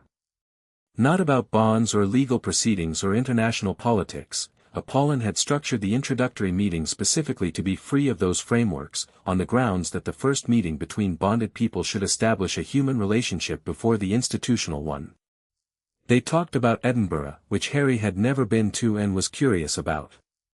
They talked about magic, and what Veela did with it. She was a researcher, studying the interaction between weather patterns and magical resonance fields, which connected sideways to the water magic book in a way that meant Harry had actual questions about her actual work. She answered them with the slightly surprised pleasure of someone who didn't often get genuine interest from unexpected directions. When she left, she paused at the door and looked back at him. "The ache is gone," she said. "Not completely, but, largely. Whatever the meeting did, it helped." Harry thought about that after she'd gone. The bond recognizing itself, maybe. Finding the connection it had been straining toward through 7 years of locks. "Is that what happens with all of them?" he asked Apollon. "That's the theory," she said. Meeting in person, direct interaction, allows the bond to register properly even while the blocks are still in place. It doesn't mature the bond, the blocks prevent that, but it gives it enough to work with. "So each of the meetings is like giving the bond a handhold," Harry said. "So it's not just pulling in the dark." "Yes," Apollon said. "Exactly like that." The second meeting was with a boy his own age.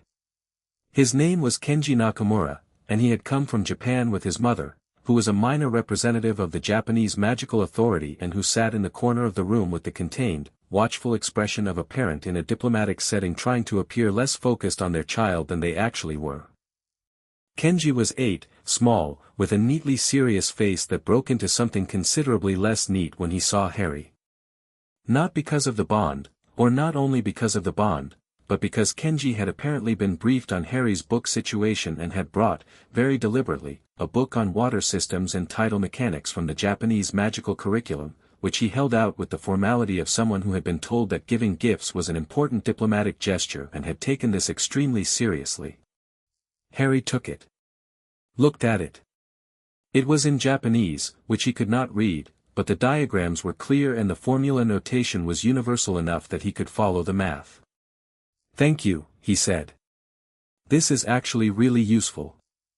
Kenji looked pleased in the contained way of someone who had been hoping something would land well and was relieved it had. "My mother said I should bring something," he said, in careful English. "I thought books were better than sweets." "Books are always better than sweets," Harry agreed, and Kenji nodded with the conviction of someone who had always privately believed this and was gratified to find it confirmed. They spent most of the meeting on the floor with both books open, comparing the diagrams across the language barrier through the shared medium of pointing and the mathematics that worked in every language. Kenji's mother watched this from her corner with an expression that was trying to be diplomatically neutral and was instead the expression of a woman watching her child be happy, which is a thing that looks the same in every culture. Apollon and the Japanese representative talked quietly at the table about the removal timeline and coordination and what ongoing contact between the boys might look like practically, and neither Harry nor Kenji paid them any attention at all, which Apollon noted and found, privately, the most encouraging sign she'd seen in 3 days. At the end of the meeting, when Kenji's mother was gathering their things, Kenji looked at Harry and said, with the considered weight of a child who means something precisely, "I felt something for a long time. Like a door that was almost open." "Did you feel it too?" Harry thought about the cupboard. The borrowed light under the door. The sounds of the house that he'd learned to read through a crack. "I felt things locked up," he said. "I didn't know what they were. But I think so." Kenji nodded. "Now it's a real door," he said. "Yeah," Harry said. "It is." The third introductory meeting was different from both of the others, and it happened not in the ministry conference room but in a restaurant near Charing Cross that Voss had selected because it was a neutral space, because one of the involved parties had specifically requested neutral ground, and because the food was, according to Voss, genuinely excellent. The third meeting was with Narcissa Malfoy. Harry knew the name because it had come up in the bond analysis as an unexpected flag, not a direct bond to Harry, but a proxy bond, running through the Black family magical line. Narcissa Malfoy, née Black, was connected to Harry through the ancestral inheritance of the most noble and most ancient house of Black, which Harry's godfather, a man named Sirius Black, who had been in Azkaban for 11 years and whose existence Dumbledore had mentioned in the private meeting with the tone of someone flagging a significant unresolved complication, was the head of, which made Harry the secondary heir, which created a bond of a specific and legally complex type that the Conclave had almost never had to deal with in a fated bond context. This was, Apollon had explained, the bond in the important things column that had a direct connection to British magical politics in a way the others didn't. Harry had asked a lot of questions about Sirius Black. He had also written find out more about this, all of it, soon in large letters and underlined it 3 times. But that was a problem for a different day. Today was Narcissa Malfoy. She was already at the table when they arrived, Voss, Apollon, Harry, and Fleur, who had been coming to everything now as a matter of accepted practice. She was sitting with the absolute posture of someone who had been taught deportment as a survival skill, wearing robes that were the grey of winter sky, with pale blonde hair pinned back and a face that was objectively beautiful in the way of people for whom beauty had always been part of the armor rather than the point of it. She was looking at Harry when they came in. She'd been looking at the door since they entered, Harry suspected, because she was the kind of person who never let something come at her from a direction she hadn't already assessed. Harry met her eyes. He sat down across from her and said, "You already know more about this than most people, don't you?" Narcissa Malfoy looked at him with an expression that was very carefully controlled and behind which, Harry could see, something complicated was moving. "I received the delegation's communication 2 days ago," she said. "I've had time to review the legal situation." "That's not what I mean," Harry said. "I mean you understand the bonds. The Black family history with them. You've known something was wrong for a while." A pause. Very slight. "The Black family," she said, "has always had a sensitive relationship with fated magic. It's in the family records. My mother talked about it." Something moved through her expression. "I noticed the proxy bond as an absence years ago. A gap in the family's magical structure that shouldn't have been there. I attributed it to Sirius's imprisonment." Her voice remained perfectly even as she said his name, which took work. Harry could see the work. "But it wasn't just that," he said. "No," she said. "It was the blocks." Fleur was watching Narcissa with an expression that was less hostile than Harry had expected. They were both aware that Narcissa was not one of the 44, that she was adjacent to the situation in a specific family line way, and he'd half expected the dynamic between them to be complicated. But Fleur, he was learning, was very good at reading the actual person in front of her rather than the category she'd filed them under, and what she was reading in Narcissa Malfoy was apparently someone who had come here with something genuine to offer. "Mrs. Malfoy," Apollon said, setting down her tea. "What are you hoping to get from this meeting?" Narcissa looked at Apollon for a moment. Then she said, with the careful precision of someone who has decided to be honest and is doing it precisely because it's the harder choice, "Information. And possibly, the opportunity to be useful." She paused. "My husband is a man with certain loyalties. His loyalties are not mine. What I want, what I have always wanted, is for my son to live in a world that isn't burning. That's a more complicated want than it sounds." Harry looked at her. He thought about Dumbledore's sophisticated, multi-floor honesty. He thought about Petunia's cramped, angry note. He thought about the difference between people who were trapped by their circumstances and people who had become their circumstances. Narcissa Malfoy, he thought, was trapped. And was making a choice about it, right now, in this restaurant, in front of people who had no particular reason to trust her. "Okay," he said. "What do you know that we don't?" Something shifted in Narcissa's expression. Not surprise, she was too controlled for unguarded surprise. But a kind of recognition, like someone who has offered something valuable and had it received by someone who understood its value. She put her hands flat on the table. "The Death Eaters know something is happening," she said. "Not the specifics.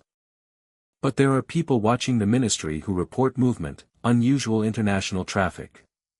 Lucius has been asked by certain parties to find out what the Veela Delegation is doing in Britain." Vaz set down her coffee cup. "The parties asking," Apollon said, carefully. "People who remain loyal to what Voldemort was," Narcissa said, and the name cost her something. "People who have been waiting for information about Harry Potter for 11 years. She looked at Harry steadily. "If his location, his nature, his bonds, if any of that information reaches the wrong people, the political crisis you're managing becomes a security crisis." The table was very quiet. Harry looked at Narcissa Malfoy and thought, she came here to warn us. She sat across the table from the Veela delegation and the boy connected to her family through a bond her side of the family had spent generations misusing, and she chose to tell them something that puts her at personal risk to share. "Does your husband know you're here?" he asked. "No," she said. "What happens if he finds out?" A long pause. "Nothing good," she said. "Then thank you," Harry said simply. "For coming anyway." Narcissa looked at him. Something in her face did something she probably hadn't intended, a very brief, very real softening around the eyes that was gone almost as quickly as it came. "You are remarkably composed for a child in your situation," she said. "I keep hearing that," Harry said. "I think it's code for you should probably be more upset." He looked at her. "I'll get upset later, probably. Right now there are too many things to do. Narcissa looked at him for a moment, and then she did something that Harry suspected was unusual for her. She smiled. It was small and slightly wry and it reached her eyes. Yes, she said. There rather are. They were back at the ministry by 5, and Voss went immediately into a 2-hour closed meeting with Fudge and the heads of the Auror office and the Department of International Magical Cooperation, which Harry was not invited to but could hear fragments of through the wall, Voss's measured voice asking questions and Fudge's voice becoming progressively more pained in response. Harry and Fleur sat in the corridor outside and ate sandwiches and went through the Japanese book. She was telling the truth, Fleur said, not looking up from the page. Narcissa Malfoy. I know, Harry said. How? He thought about it. She could have just not come, he said. She didn't have to be in that meeting at all. The bond she's connected to through the black line is 2 steps removed, she's not legally required to engage with any of this. She came because she wanted to tell us something, and she told it in a way that cost her something. People only do that when the thing they're telling is real. Fleur considered this. You read people the way you read books, she said. Looking for the pattern underneath the surface. Books are more straightforward, he said. They don't try to manage what you find. She looked at him. Most people find that difficult to do. Reading people, I mean. It takes practice and, most people don't want to do the work. I didn't have much choice about learning it, Harry said. When you're in a situation where you can't ask questions and you can't advocate for yourself, understanding what other people are actually thinking is the only information you have. He turned a page. It's not a skill, it's an adaptation. I'm not sure it's something to be proud of. Fleur was quiet for a moment. I think, she said carefully, it can be both. Harry looked at her. She met his gaze with the frank directness she had when she'd decided something was true and intended to say so regardless of whether it was comfortable. Something that was forced on you can still become something real. Something yours. The origin doesn't determine what it becomes. Harry thought about the bonds. Working around the blocks. Finding the small cracks. Growing hair back overnight. The origin of their suppression and the thing they'd managed to be anyway. Yeah, he said. Okay. Fair. She went back to the book. He went back to his sandwich. The ministry hummed around them, paper airplanes drifting overhead, the distant mechanical lurch of the elevator. The sounds of a place that had been trying to manage something quietly and was now managing something very loudly indeed. The next morning, 22 nations had filed formal objections with the International Confederation. Harry read the list at breakfast. He read it with the careful attention he gave everything, name by name, country by country, and what struck him was not the scale of it, though the scale was significant, but the specificity. Each nation had filed not just a general objection but a detailed particular one, citing the specific bond connected to them, the specific magical family affected, the specific legal statute violated. 22 sets of people who had put their government's formal weight behind saying, this happened to someone connected to us and we will not be quiet about it. It was the most people who had ever formally objected on his behalf. He wasn't sure what to do with that feeling, so he put it in the place he'd been putting similar feelings since this started, the place where things lived that were too new to know how to carry yet, and read the rest of his breakfast in silence. Dumbledore came to the ministry that morning, as he'd been doing each day, and the meetings between him and Voss had the quality of two highly intelligent people dismantling a complicated structure piece by piece, each piece examined and documented and set carefully aside. He provided the full technical breakdown of the blocks as promised, 62 pages of dense, precise magical notation that Celeste had been working through with 2 other analysts around the clock. What they were finding was, in Celeste's careful professional language, an architecture of extraordinary skill applied to an extraordinarily wrong purpose. The blocks were not crude. They were not the work of someone who hadn't known what they were doing or hadn't cared about collateral damage. They were the work of someone who had cared deeply, had been meticulous about it, had in several places built-in structural safeguards designed to prevent the blocks from harming Harry's magical development more than was strictly necessary for their purpose. Which made them, in a specific way, worse than crude work would have been. Because it showed exactly how much Dumbledore had known about what he was choosing.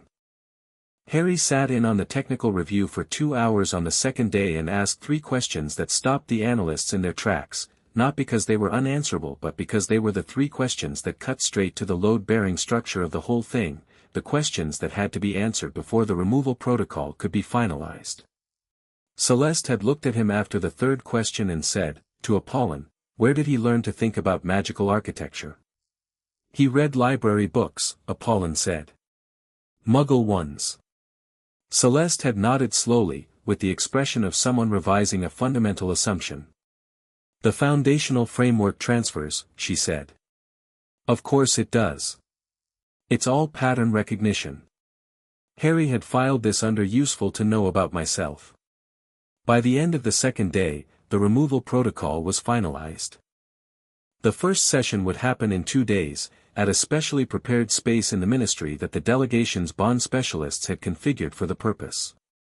The first block to be removed would be the most accessible one structurally, the one wrapped around the most superficial of the fated bonds, the one that had shown the most evidence of autonomous activity around the blocks, the one that Celeste had described as the bond that most wants to be free. It was, when Harry read the detailed file, the bond connected to the Delacour family. He looked at that detail for a moment and then looked across the table at Fleur, who was working through the minutes from the morning's legal session with her mother's red pen making notes in the margins. She had been in and out of every meeting for 2 days, absorbing everything, asking sharp questions when she had them, staying quiet when she didn't, operating with the competence of someone twice her age in a situation most adults would have struggled with. Fleur, he said. She looked up. Your bond is being removed first, he said. She held his gaze. I know, she said. I read the protocol. I just wanted you to know I know, he said. That it's yours first. I thought, it seemed like the kind of thing that was worth saying directly. She looked at him with that complex, layered expression that he'd been slowly learning to read, the look that meant several things were true at once and she was choosing which one to lead with. She chose, thank you, she said. Yes. It is. They held the eye contact for a moment longer than was strictly necessary for the information exchange, and then both of them went back to what they'd been doing, and neither of them mentioned it again, and the evening settled down around the ministry building with the particular texture of something that was waiting to begin. In his room that night Harry lay on his back with the window open and the London summer air coming in, and he thought about 7 years of locked doors. He thought about the roof of the school and the way it had felt to get there, not just the relief but the sensation of it, the sudden impossible wrongness that was right of being somewhere he wasn't supposed to be, somewhere the normal rules had briefly stopped applying. He thought about Yeva saying southwest, and Kenji saying a real door now, and Narcissa saying nothing good with her hands flat on the table, and Fleur reading the bond protocol file with her mother's red pen and choosing to say yes, it is. He thought about 44 people with a gap in their lives that was about to stop being there. He fell asleep thinking about it and he dreamed, for the first time in his life that he could clearly remember, about something that wasn't the Dursleys' house, a vast open space with a sky that went in every direction, and 44 lights in it that were all, slowly, turning toward him. He woke up in the grey London morning and lay still for exactly 30 seconds, holding the feeling of the dream before the day could replace it. Then he got up, folded his blankets, and went to find tea. The ministry was already running. Somewhere above him, the elevator announced its arrival at level 1 in its slightly mournful tone. A paper airplane landed in the corridor outside his door, hesitated, and flew onward with the air of something that had been looking for someone else and was not going to apologize for the interruption. On the desk beside the door, a fresh sheet of parchment had been slid underneath overnight, folded in thirds and sealed with the Conclave's silver crest. Harry opened it. It was a list, all 44 names, all 44 nations, organized in the order of removal protocol. Brief details beside each name, age, country, family line, the specific nature of the bond. At the top of the list, Fleur Delacour, 10, France, Veela Primary Line, Faded Bond, Tier 1. At the bottom, Bond 44, see attached classification note. The attached note said, in Vasa's handwriting, this bond does not yet have a clear recipient identification. It is the deepest of the 44 and the most heavily blocked. We will address it last. Harry looked at that for a long time. Bond 44. The deepest one, the most hidden, the one the blocks had been most deliberately built around. He put the list carefully in the exercise book between two pages, where it would stay flat and not crease. Then he went and knocked on Fleur's door to tell her about breakfast. She opened it before he'd finished knocking, already dressed, already holding her own copy of the list. She looked at him and he looked at her, both of them with the same piece of paper in hand, and the moment had a texture that was something between gravity and anticipation. I've been awake since 5, she said. Me too, he said. The kitchen, she said. The kitchen, he agreed. They walked down the ministry corridor in the early grey light, toward the smell of whatever the overnight staff had put on, and behind them down the hall a paper airplane drifted out of an office, thought about it, and turned to follow them with the air of something that had found what it was looking for. Chapter 4, the first key. The removal room was on level 7. It had been a storage space 2 days ago, long and low-ceilinged, with the particular institutional blankness of a room nobody had thought carefully about in 20 years. The delegation had transformed it. Not dramatically, not with theatrical decoration, but with the quiet precision of people who understood that space mattered for work like this. The shelving had come out. The floor had been cleaned and then inscribed, in a series of interlocking circles that Harry could see were structurally related to the bond diagrams in Celeste's analysis reports. For tall standing lamps had been brought in, their light warm rather than the ministry's usual cold fluorescent blankness. In the center of the circles, 2 chairs facing each other, close enough that 2 people sitting in them could reach out and touch hands without effort. That was it. Nothing dramatic. Just space cleared for something careful. Harry stood in the doorway and looked at it for a moment. Then he walked in and sat in the nearer chair and looked at the inscriptions on the floor. The circles, he said to Celeste, who was at the far wall checking instruments. The outer one is a containment structure. The inner one is a resonance amplifier. The middle ring between them is a buffer. Celeste turned to look at him. She had stopped being surprised by his questions 2 days ago. She'd moved from surprise to something more like watchful interest. Yes, she said. The buffer prevents the release of a block from affecting the surrounding magical environment unpredictably. When a block of this construction is removed, the energy it was holding discharges, Harry said. Like pressure releasing. More like a compressed spring releasing, she said. Sudden and directional. Without the buffer, the discharge would propagate through the ministry's own magical infrastructure. The buffer contains and redistributes it. Harry looked at the floor. And the amplifier makes sure the bond can find its shape properly when the block comes off, he said. So it doesn't just scatter. Correct. He looked at the 2 chairs. The proximity of them. Does it hurt?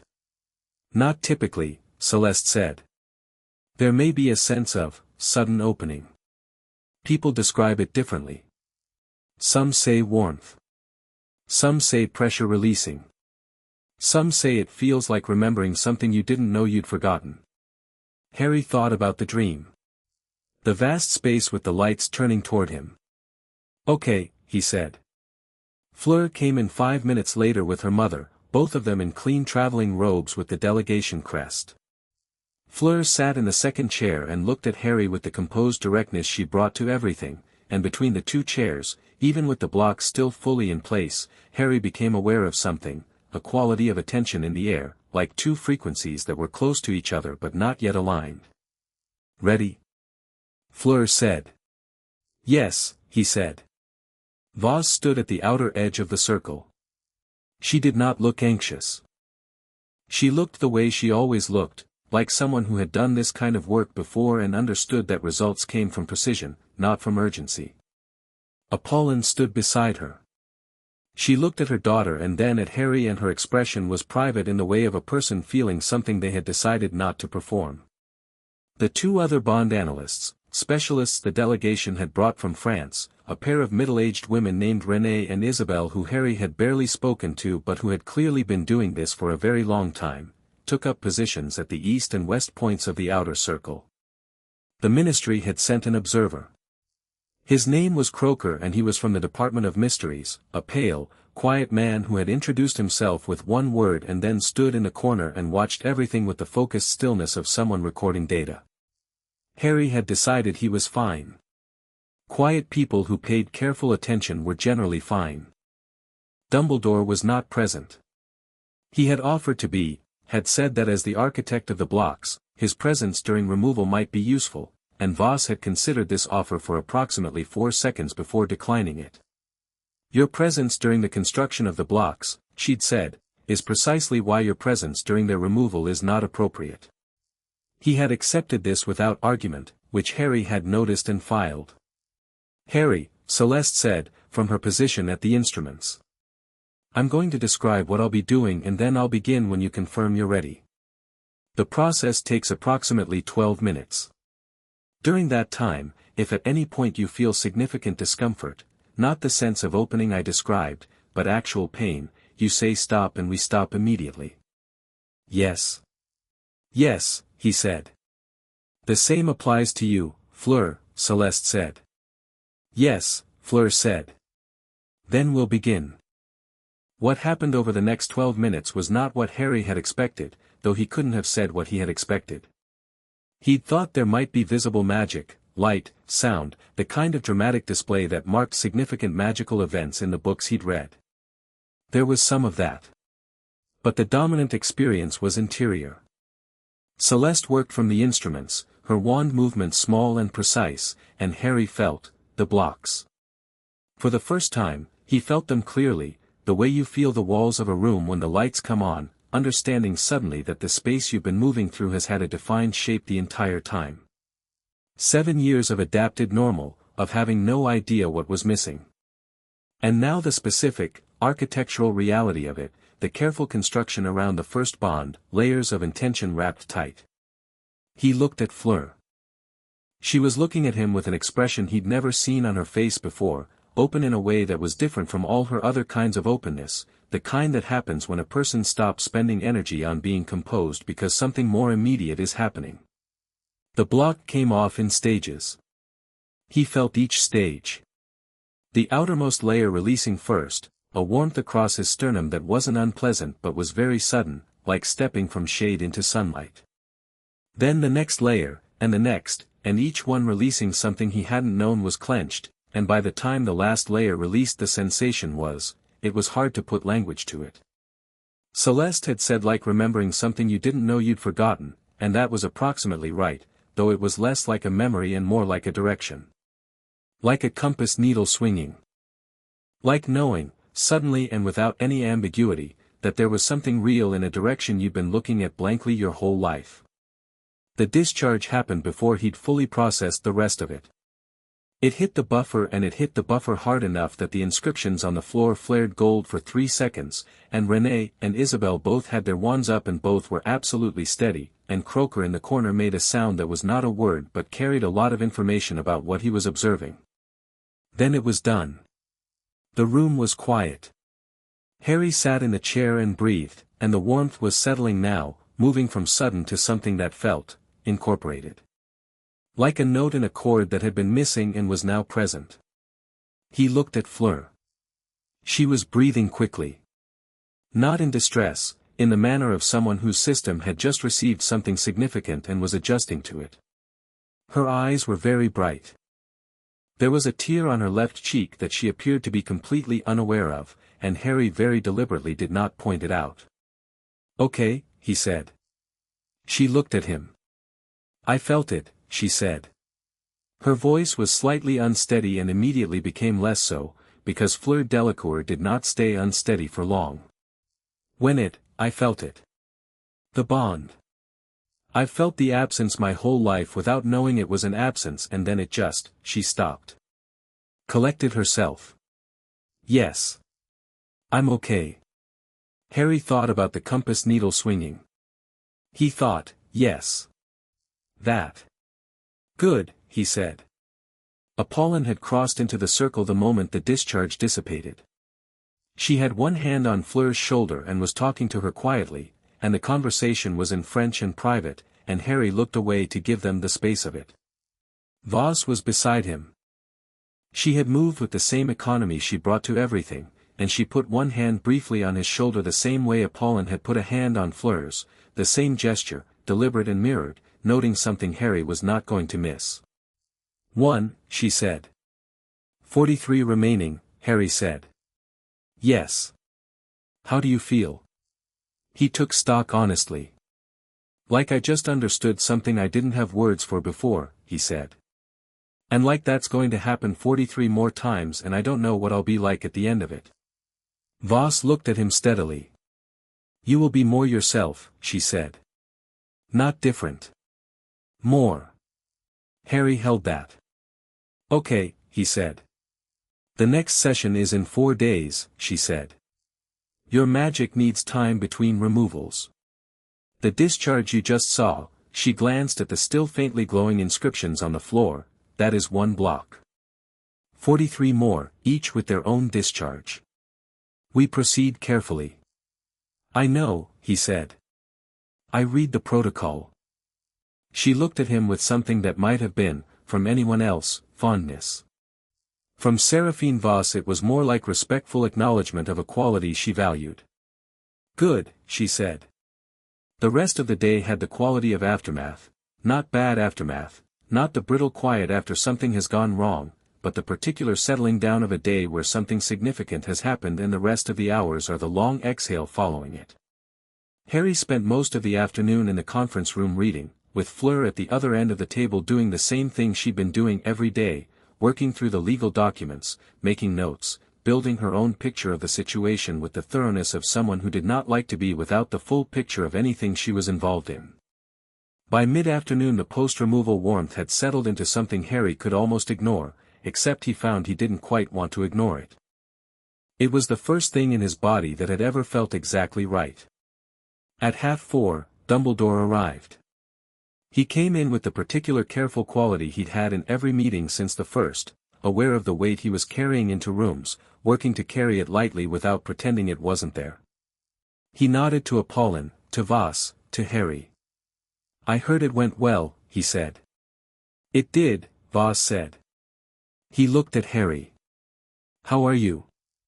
Good, Harry said. Better. He looked at the old man. You felt it too, didn't you? When the block came off. A pause. Yes, Dumbledore said. I did. He sat down at the table, folded his hands. The blocks were my construction. Even from Hogwarts, the release of one of them, yes. I felt it. What did it feel like from your side? Harry asked. Dumbledore was quiet for a moment. In that quiet was something that was not calculation, was, actually, one of the moments when the complexity of the man resolved into something simpler and more human. Like letting go of something I had been holding too tightly for too long, he said. And like hoping that the cost of holding it has not been what I'm beginning to understand it was. Harry looked at him. It was quite expensive, he said. On my side. I know, Dumbledore said. I am sorry, Harry. Not as an excuse or a preface to an explanation. Simply as a true thing. Harry held this and did not rush the processing of it. I hear that, he said, at last. I don't forgive it, not yet.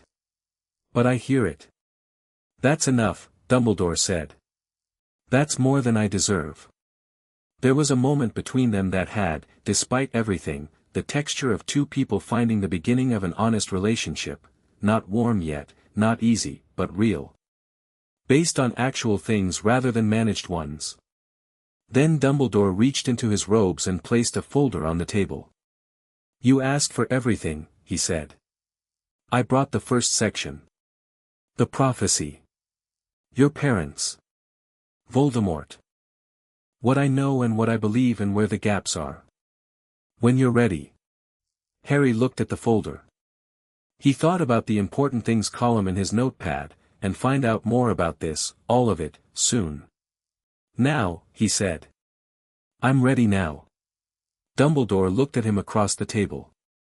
Then he opened the folder. Harry read for 2 hours. Dumbledore talked through the parts that needed talking through. Apollon was present, as she was for everything, and did not interject except twice, once to ask a precise legal question about the prophecies standing in international magical law, and once to refill her own tea.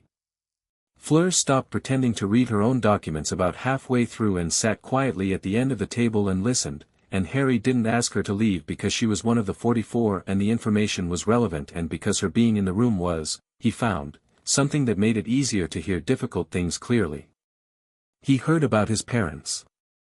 About Lily and James Potter, who had been real people with real choices and who had died because of those choices and because of love in the specific form of sacrifice, which magic apparently treated as something more than metaphor.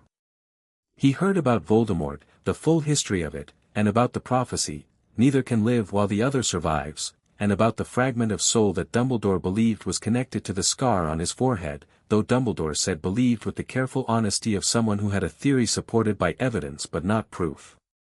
He heard about Sirius Black. Not just as a name on a list, as a person. His godfather. Wrongly imprisoned, Dumbledore believed now, though he was careful about his certainty, I should have investigated more carefully than I did. I allowed grief and urgency to substitute for rigor. This is another thing I carry. Harry sat with all of it. He did not perform a response to any of it. He let it settle into its proper weight. The Horcrux theory, he said, when Dumbledore had finished. The piece of Voldemort's soul you think is in my scar. Yes. That's connected to why you blocked the bonds. Harry worked through it. Not just because the bonds would draw attention. But because if you're right about the Horcrux, if there's a piece of Voldemort in me, then 44 fated bonds connecting me to people across the world creates 44 potential vulnerabilities, Dumbledore said quietly. Yes. That was the second reason. The deeper reason. If Voldemort can reach through that connection, he could reach them, Harry said. All 44. The room was very still. Fleur had gone very still. Apollon's pen had stopped. This is the sophisticated argument, Voss said, from her position at the window. She had been listening to the entire session and had not spoken until now, and she spoke with the measured precision of someone who had been building their response for the past 2 hours. This is the argument I knew you would eventually make, Albus. And it is the reason I flew to London myself rather than sending a subordinate, because I knew that when it was made, it would need to be met by someone who understood its weight. She turned from the window. The Horcrux theory is a theory, she said. Unconfirmed. Unproven. Operating on it as certainty to suppress 44 international bonds was a choice made on incomplete information. But more importantly, even if the theory is correct, it does not follow that suppression was the right response. She looked at Dumbledore steadily. A bond properly developed and understood is not a vulnerability. It is a protection. The history of fated bonds in the Conclave's records, 700 years of them, shows consistently that a fated bondholder is harder to reach through his connections than he is to reach alone. Because the bonds create a distributed network of magical awareness. 44 people who can feel if something is wrong. 44 families with reasons to act. She paused. You isolated him, she said. And you thought you were protecting him. But you removed 44 potential sources of early warning, 44 families with stakes in his survival, 44 connections that would have been monitoring his welfare and his safety for 10 years. And you did this because you wanted to control the situation yourself. Dumbledore was quiet. That is not me, Voss continued, saying your fears were wrong. They were not entirely wrong. The Horcrux concern is real and we will address it, the Conclave has considerable knowledge of soul-based magical interference that your tradition lacks. We will work on it together. She let that land. But I am saying that the decision you made was not the only decision available. And the cost of it was paid by everyone in this room, and by 31 other nations, and most of all by him. She looked at Harry. Harry was looking at Dumbledore. You were trying to keep them safe from me, he said. Not just protect me from attention. You were worried about what what Voldemort through me might, do to them. Dumbledore met his eyes. Yes, he said. That also. Harry thought about this. He thought about it for a full minute, which was a long time to be quiet in a room full of people, and nobody rushed him. That's different, he said at last. From everything else you did, that's different. Because that part wasn't about managing me. That part was about protecting them. He looked at his hands on the table. I'm not saying it was right. I'm saying, I understand that part differently. Apollon looked at her daughter. Fleur was watching Harry with an expression that was very private. The blocks still come off, Harry said, looking back at Dumbledore. All of them. We addressed the Horcrux question separately, through the Conclave's methods, while the removal protocol runs. Not as a reason to stop. As a parallel problem we solve together. He said we. Not you. Not the delegation. We. Dumbledore looked at him for a long, careful moment. Yes, he said. I agree. And you work with Voss on the Horcrux research. Openly. All of it, shared. Yes. And you tell me everything you find. Yes. Okay. Harry sat back. Picked up his water glass. Drank from it.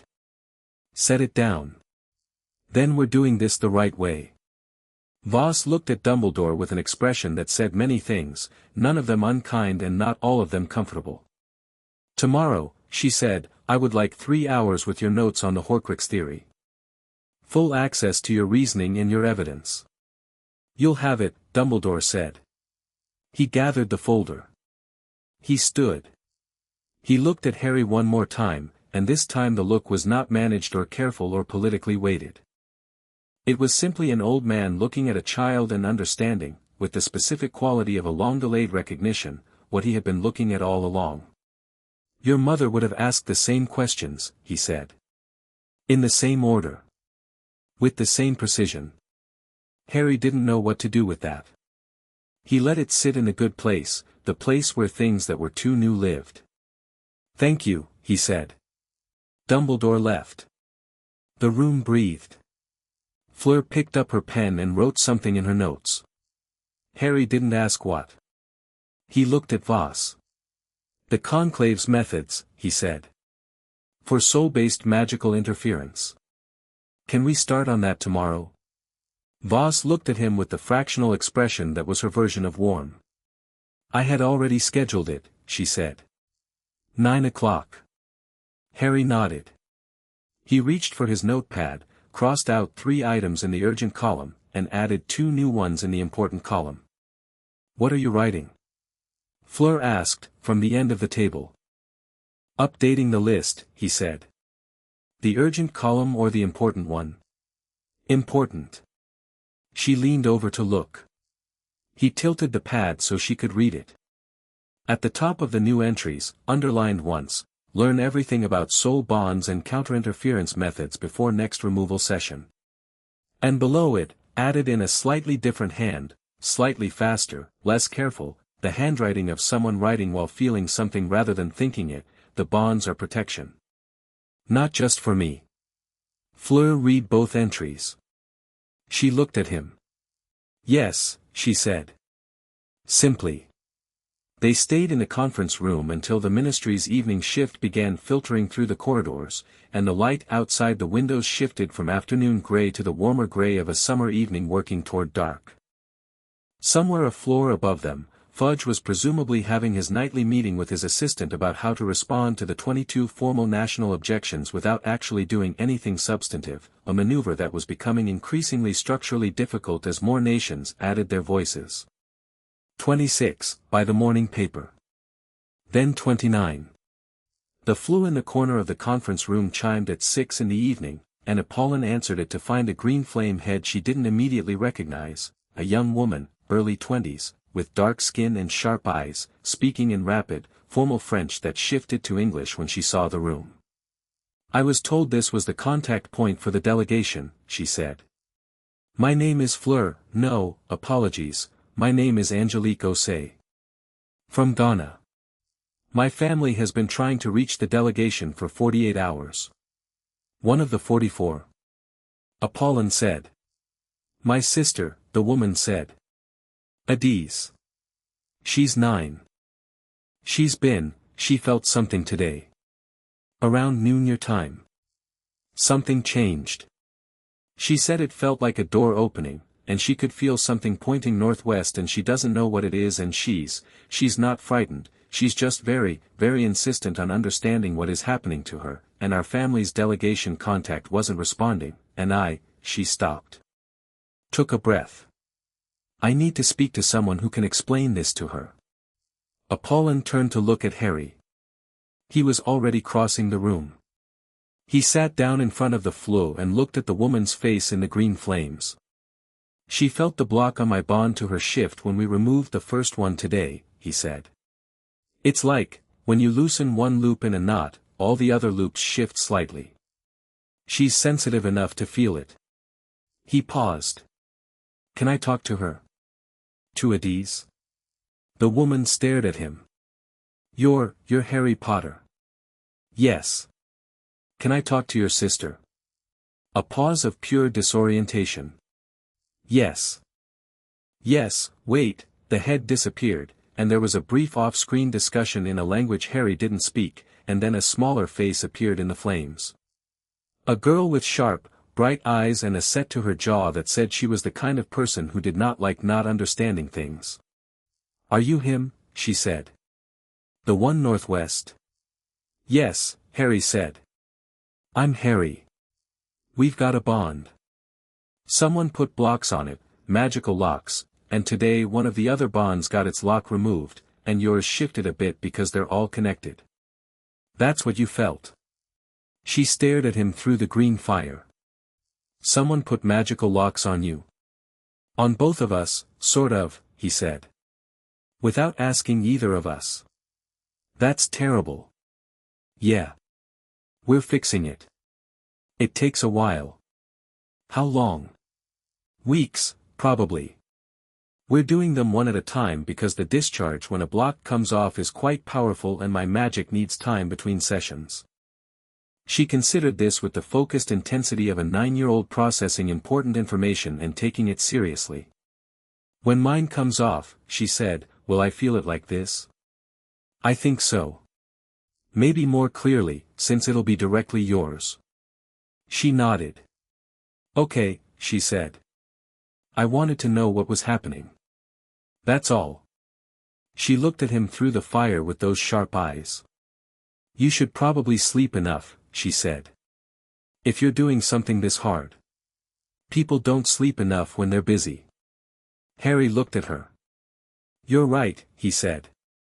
"I'll try." She nodded again, satisfied, and stepped back, and her sister's face reappeared looking somewhat dazed. Thank you. I'm sorry to have." "No," Harry said.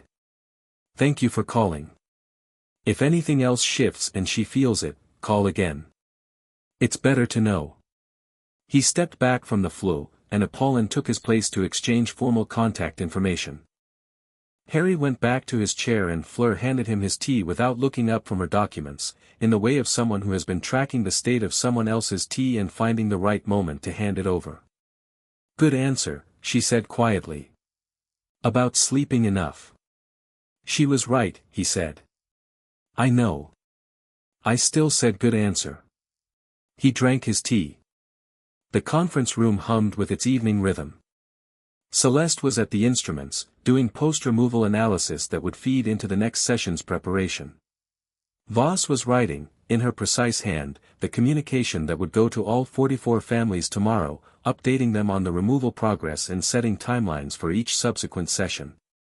Harry looked at the membrane in the corner. 44 bonds. 43 blocks remaining. One bond, in the warm compass needle place in the middle of his chest, settling into its proper shape like something finding its home. The first key turned. He looked at the membrane for a long time, and then he looked at his notepad, at the 2 columns, at the items crossed out and the new ones added and the space at the bottom of the important column where bond 44 lived with its classification note and its mystery. He thought about the dream, the vast space, the sky going in every direction, the 44 lights turning toward him. He thought about the 44th light, the one furthest away, the one the blocks had been most deliberately built around. He wrote, at the very bottom of the page, in the careful small handwriting he used when something mattered, "What are you?" He looked at it for a moment. Then he wrote, under it, "I'm coming." Outside the ministry's level 7 windows, if anyone had thought to look, the sky over London had a quality to it that wasn't in the forecast, a depth of gold in the evening light, a warmth to the air, a sense of something that meteorologists would have no framework for and would attribute to atmospheric conditions and leave at that. The magic that had discharged into the buffer that afternoon had, in the careful redistribution the inscriptions allowed, gone back into the world. The world had kept it, the way good soil keeps water, not dramatically, not visibly, but deeply, and with the patient intention of something that knows how to grow. Chapter 5, Harry's term's 3 more blocks came off over the following 2 weeks. Each one was different. Not in the mechanics, Celeste ran the same careful protocol, the same inscribed circles, the same 12 minutes of layered precision, but in the internal experience of it, which Harry had started writing down in the exercise book afterward, not for anyone else but because the pattern was there and he wanted to track it.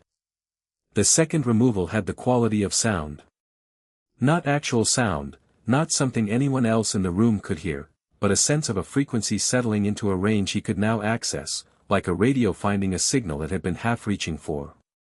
The bond connected to a family in Morocco, a girl named Layla who was 11 and who Harry had spoken to briefly by Fleur the night before, who had a dry, precise sense of humor and opinions about magical theory that she delivered with the confidence of someone who had been right about things often enough to stop apologizing for being direct about it. The third removal had been the most physically intense, a deep warmth that had started at his sternum and moved outward to his fingertips and stayed there for 2 hours afterward, humming. The bond was to a woman named Sarah in New Zealand, 40 years old, a healer who had felt the absence as a professional puzzle for 15 years and who had, she told Apollon, filed 3 separate requests with the British ministry over the years asking about anomalies in her magical health, none of which had received a substantive response.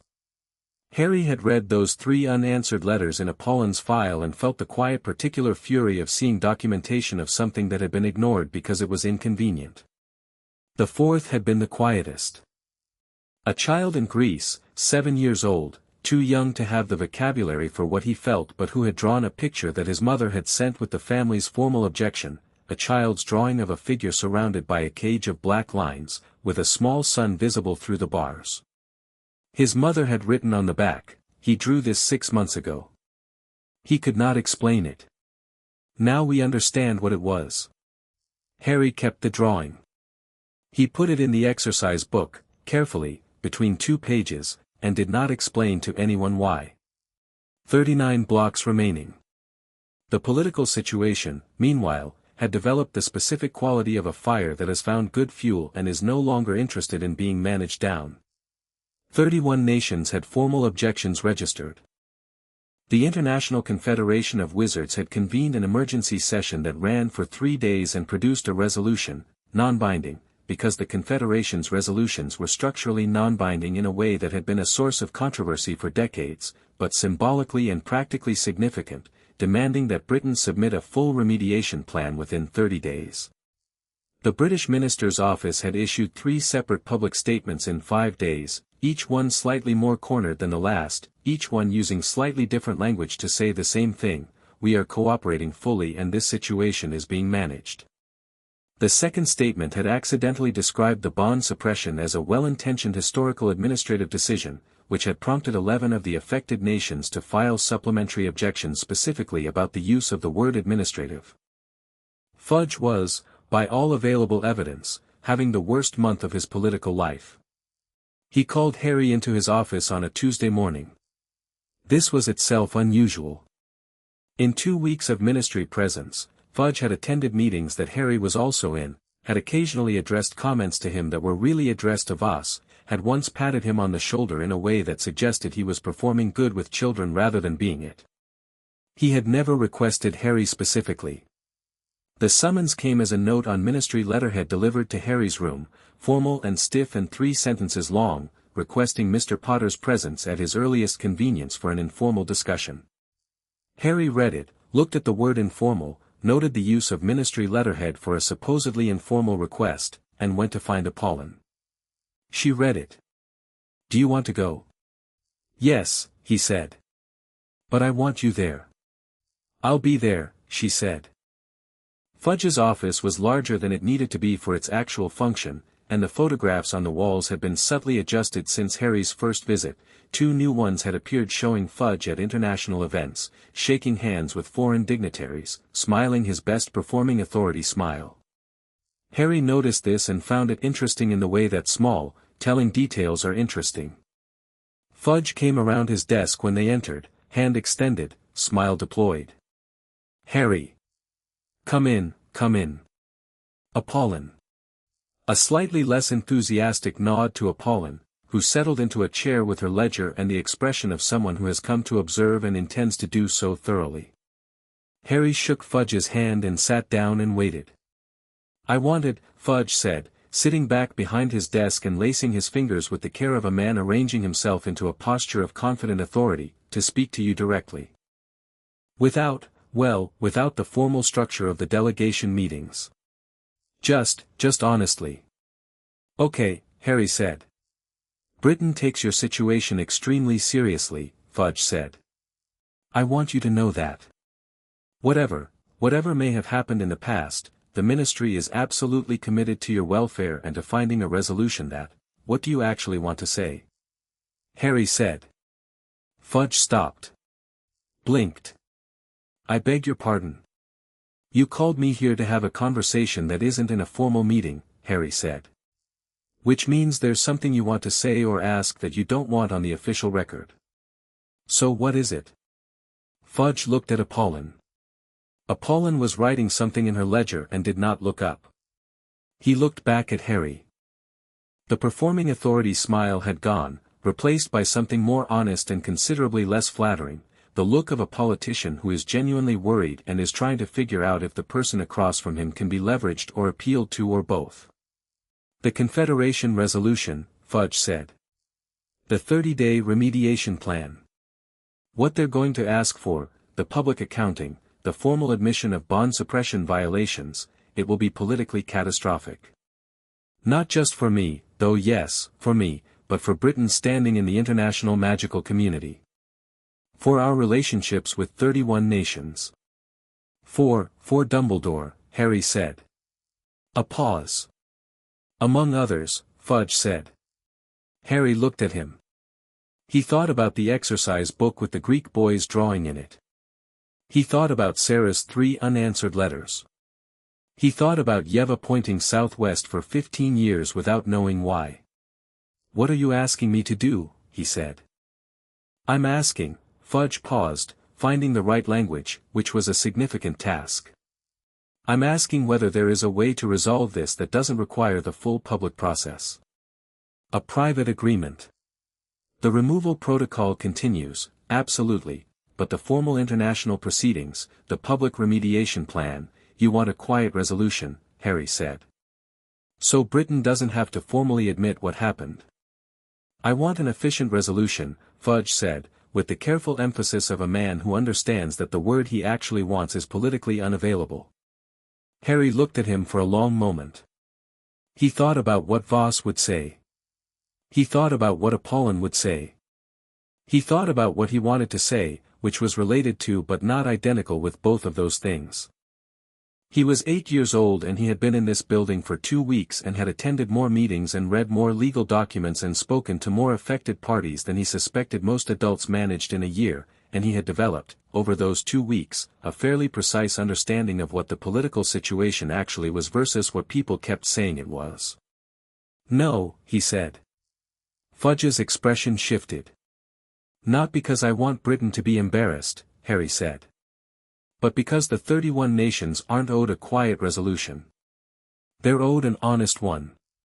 The families who spent years wondering what was wrong, the healers who filed requests and didn't get answers, the children who drew pictures of cages, they're owed documentation. A formal record that says, this happened, it was wrong, and here is what was done about it." He paused. "A private agreement protects Britain. It doesn't protect any of them." Fudge opened his mouth. "I'm also not the right person to make this deal," Harry continued. "I'm one of the affected parties. There are 44 of us and 31 nations of us. Even if I wanted a quiet resolution, which I don't, I couldn't agree to one on behalf of everyone else. That would be exactly the same kind of mistake as blocking our bonds without our consent. One person deciding what everyone else gets." Silence. Apollon wrote something in her ledger. Still did not look up. Fudge sat behind his desk and looked at Harry with the expression of a man who has just discovered that the piece of ground he was standing on is more complicated than the map suggested, and that the 8-year-old he expected to be manageable has turned out to be something he does not have a framework for. "You are," Fudge said, after a long moment, "remarkably articulate for your age." "You should update your expectations of children," Harry said, not unkindly. "We understand more than adults account for. We always have." He stood up. "I'll tell you what I can offer, which isn't a private resolution but might help the formal one go more smoothly. I can advocate, in my statement to the Confederation, for a remediation process that is focused on accountability and forward-facing commitments rather than punitive measures against Britain. That's not nothing. That's actually quite a lot, politically, if you use it properly." He looked at Fudge steadily. "But Britain has to admit what happened. Formally. With documentation. That's not negotiable." Fudge looked at him. "The reason it's not negotiable," Harry said, "is that if it doesn't go on record, it can happen again. To someone else. Maybe someone who doesn't have the delegation finding them in 2 days." He held Fudge's gaze. "That's the reason. Not punishment. Prevention." He picked up his notepad from the chair beside him. "Thank you for the meeting, Minister." He walked out. In the corridor, he stopped for a moment and breathed. His heart was going faster than it had been in the room, which told him that the calm in there had been partly constructed and partly real. He leaned against the corridor wall for 30 seconds and let the constructed part settle down. Apollon came out. She looked at him. "I'm fine," he said. "I know," she said. She walked past him toward the elevator, and as she passed she said, in a voice that was quiet and meant only for him, "Your mother would have walked out of that room the exact same way." He pushed off the wall and followed her. Dumbledore was waiting in the conference room with 3 folders of Horcrux research notes, dense, handwritten, organized with the architectural care the man brought to everything, and Voss was already seated across from him, her reading glasses on, working through the first folder with the focus of a surgeon examining anatomy. Harry sat beside Voss and pulled the second folder toward him. Dumbledore watched him reach for it. There was a quality in his expression, something that had been shifting gradually over the past 2 weeks and was still shifting, the expression of a man discovering that the child he had been making decisions for had an actual interior life that was quite capable of making its own decisions. "You've been working through the bond interference literature," Dumbledore said. It wasn't a question. "The Conclave sent 3 texts," Harry said, without looking up. "I've read 2 of them. The third is more technical than the first 2 but the framework is the same. Soul-based interference propagates through established bond connections, but only if the connection is passive. An active, understood bond is much harder to propagate through because the holder can recognize interference and resist it. The distinction between passive and active bonds, Dumbledore said slowly, is the distinction between someone who doesn't know the door is there and someone who does. Harry turned a page. The blocks made all my bonds passive by default. Even mine to myself. I didn't know what I was connected to, so I couldn't use the connections actively. Remove the blocks, teach me to understand the bonds, and the Horcrux problem changes shape entirely. He looked up. That's what you should have done from the beginning. Not blocked them. Developed them earlier, carefully, with proper support, so they were active rather than passive. Voss set down her folder. She looked at Harry over her reading glasses with the expression of someone who has been waiting for a particular piece of reasoning to appear and has just found it. Yes, she said. That is precisely correct. She looked at Dumbledore. Your theory assumed the bonds were an additional vulnerability. The evidence suggests the opposite was always true. Dumbledore sat with this. He sat with it for a long time, and the quality of his silence was not defensive and not evasive. It was the silence of a man genuinely revisiting a foundational assumption and finding it load-bearing in all the wrong ways. I see it now, he said, quietly. The error in the original reasoning. He took off his spectacles. Put them back on. I see it clearly. Good, Voss said. Because the remediation of that error is what we are going to present to the Confederation, and the clearer we are about the mechanics of it, the stronger the case becomes.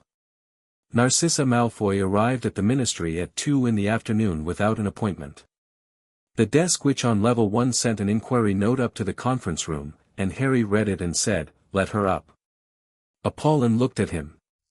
"She came last time with a warning," he said. "She's probably got another one.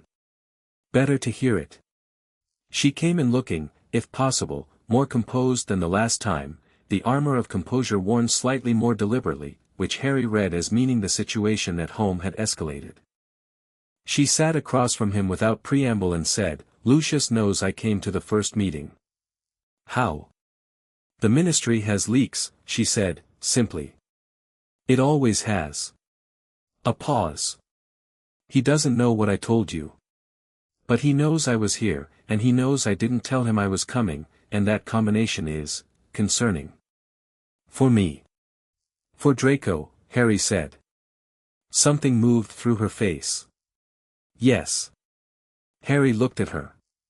He thought about the three-step problem. Narcissa Malfoy was here in this room because a bond through the Black family line had created a connection that put her in the orbit of the delegation's work, and that connection was, right now, the only thing giving her a reason to be somewhere other than exactly where Lucius Malfoy and his loyalties wanted her to be. "The proxy bond," he said. "Through the Black line. When that block comes off, that strengthens your family's position in the magical legal framework, doesn't it? The Bond Protection Treaty covers proxy bonds as well." Narcissa looked at him carefully. "Yes," she said. "It does. So when it's removed," Harry said, "your family's connection to the International Bond Protection Framework becomes active rather than theoretical. Which means any interference with your freedom to engage with the delegation's work becomes a breach of the treaty.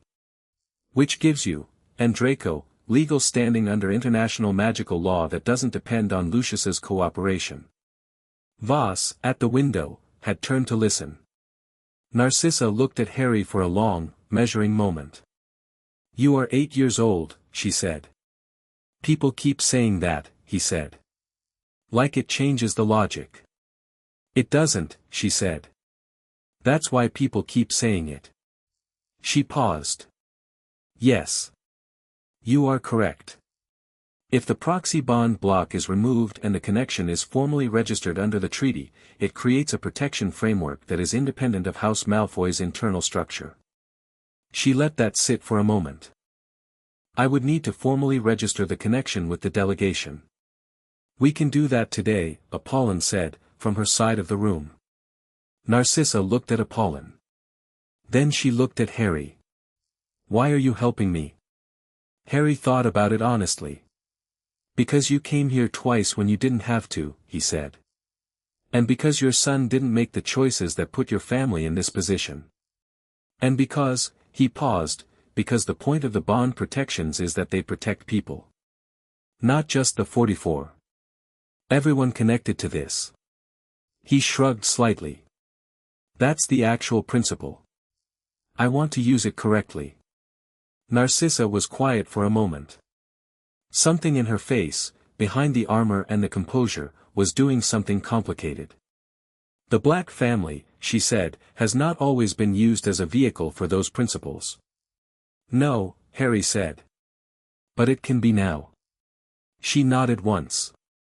Sharp, decisive. Then let's register the connection. Apollon was already opening the registration ledger. While that was happening, Harry went to find Fleur, who was in the research room down the hall that had been given over to their use, a smaller space that had acquired, over 2 weeks, the particular lived-in quality of a place where actual work got done, with books in several languages across 2 tables, Fleur's annotated delegation documents in careful stacks, Harry's notepad and exercise book, and 2 cups that were usually both tea. He found her on the floor with the Conclave's 3rd technical text open on the carpet in front of her, the one Harry had described as more technical than the first 2. She had been making her way through it with the focused intensity she brought to things she found difficult, which was different from her intensity when things were easy, slower, more deliberate, the pen in her hand making smaller and more careful marks. She looked up when he came in. Narcissa Malfoy is in the conference room, he said.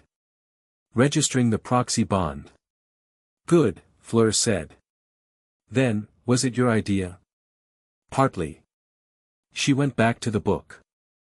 Then she said, without looking up, you made another deal today. How do you know? Because Apollon has a particular expression she wears when she's watching you operate that she doesn't wear any other time. She looked up now. What was the deal? He sat on the floor against the wall, the way he'd started doing when they worked in here because chairs were formal and the floor was easier. Fudge wanted a quiet resolution. I told him no, but I offered to advocate for accountability-focused remediation rather than punitive measures, in my Confederation statement. Fleur looked at him. And what did you get for that? Nothing explicitly. But? He considered. Fudge owes me something now. Not formally. But politically.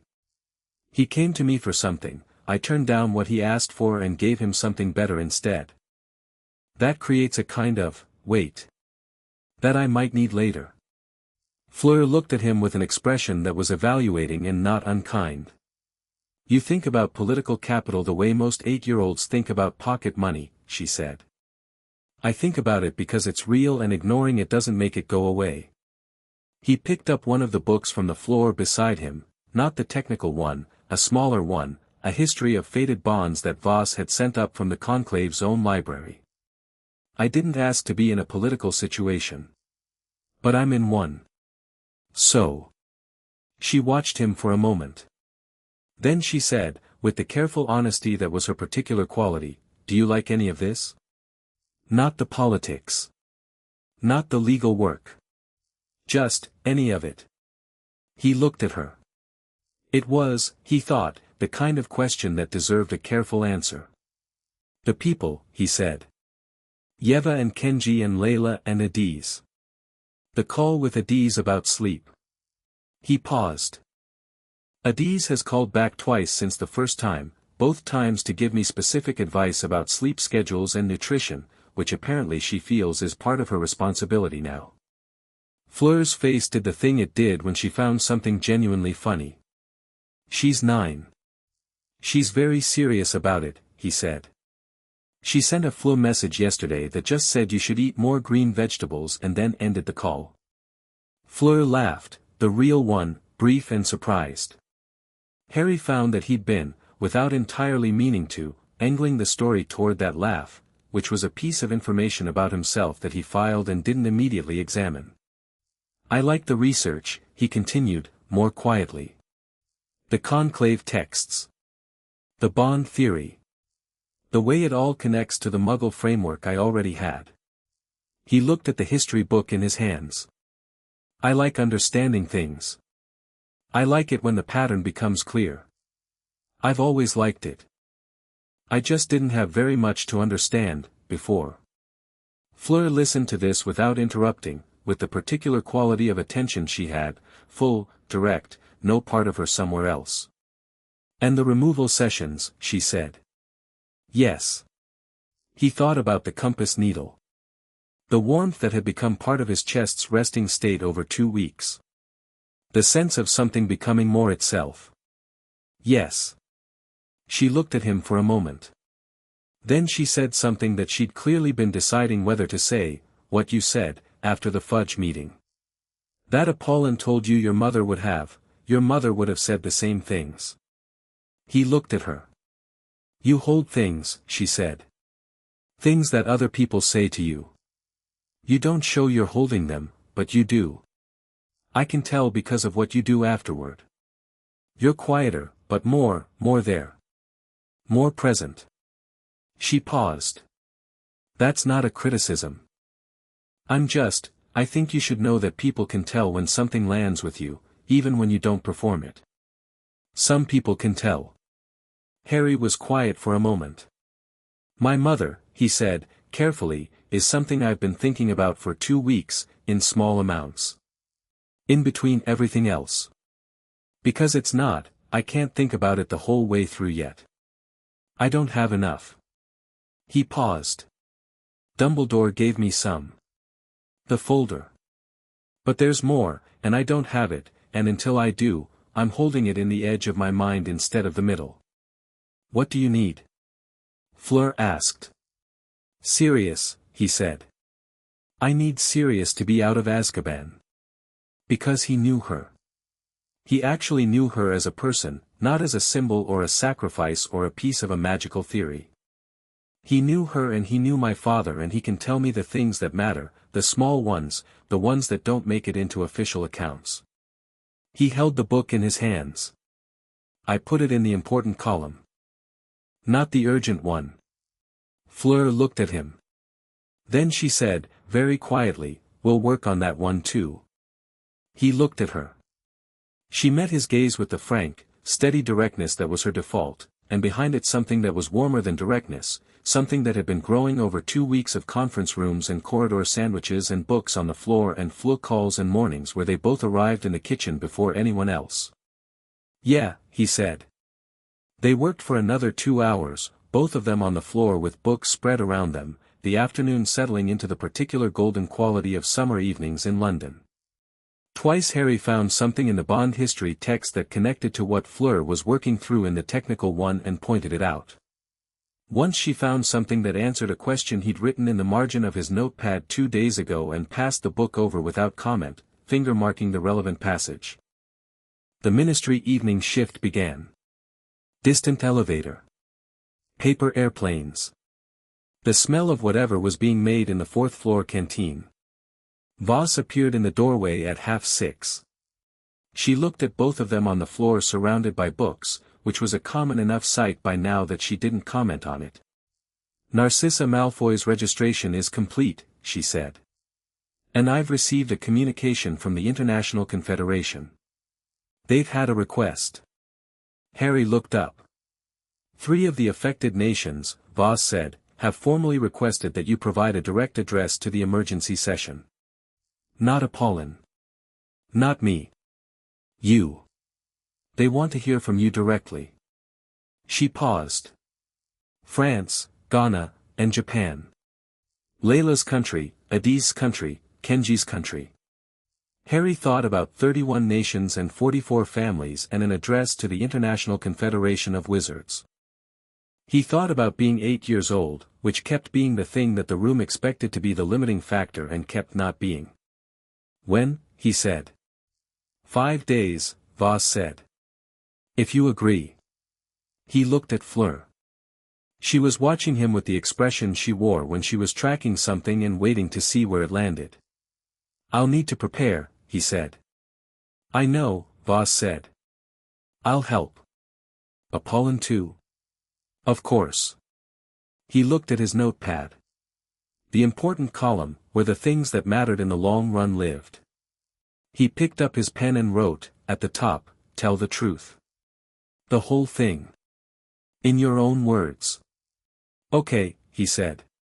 Yes.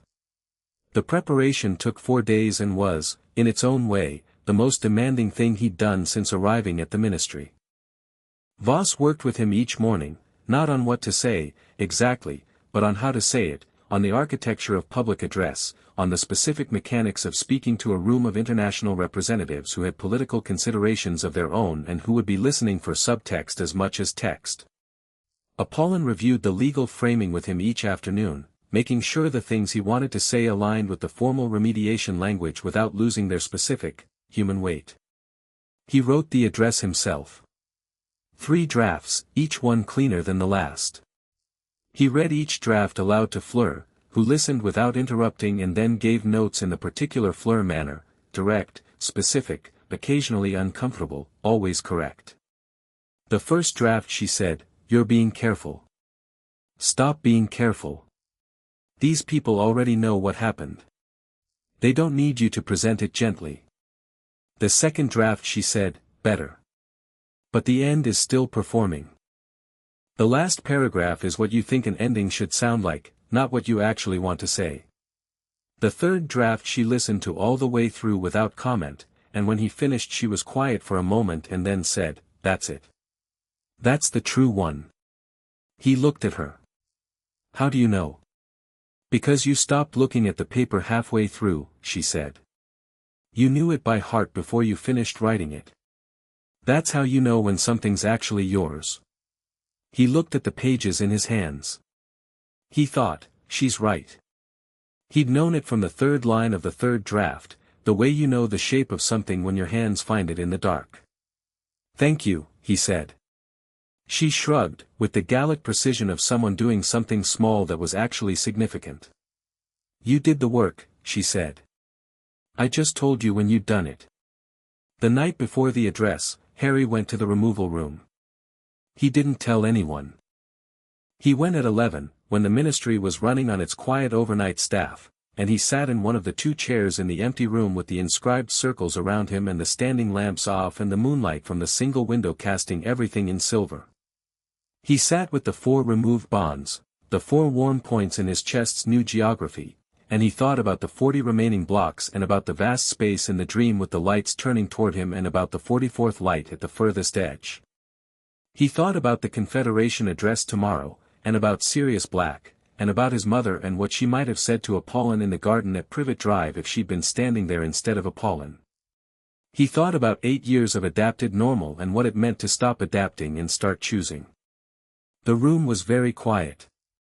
The moon moved slightly, the shadow of the window frame shifting across the inscriptions on the floor. He was not afraid. He was ready. A different thing. Ready had a quality of aliveness to it that afraid never had. Ready was a door you walked toward. Ready was choosing the direction. He sat in the chair for an hour and then went back to his room and slept without dreaming, deeply and well, and woke before London did and lay in the grey pre-dawn with the 4 warm points in his chest and thought, today. He got up. Folded the blankets. Put on his best robes. The delegation had arranged robes for him in the second week, simple, well-fitted, dark blue, nothing performative about them, which was exactly what he'd asked for. He looked at himself in the bathroom mirror. The spare glasses fit properly. The robes were right. He looked, he thought, like himself, which was the thing he'd been most concerned about, that some version of this process would result in him looking like a representative of something rather than a person. He looked like a person. Good. He went to find Fleur, who was already in the kitchen with 2 cups of tea and the third draft of the address on the table in front of her. She looked up when he came in. She looked at the robes and then at his face, and she said nothing, because she was very good at the kind of knowing that didn't need to be spoken. He sat down. Picked up his tea. Looked at the address. "Ready?" she said. "Yes," he said.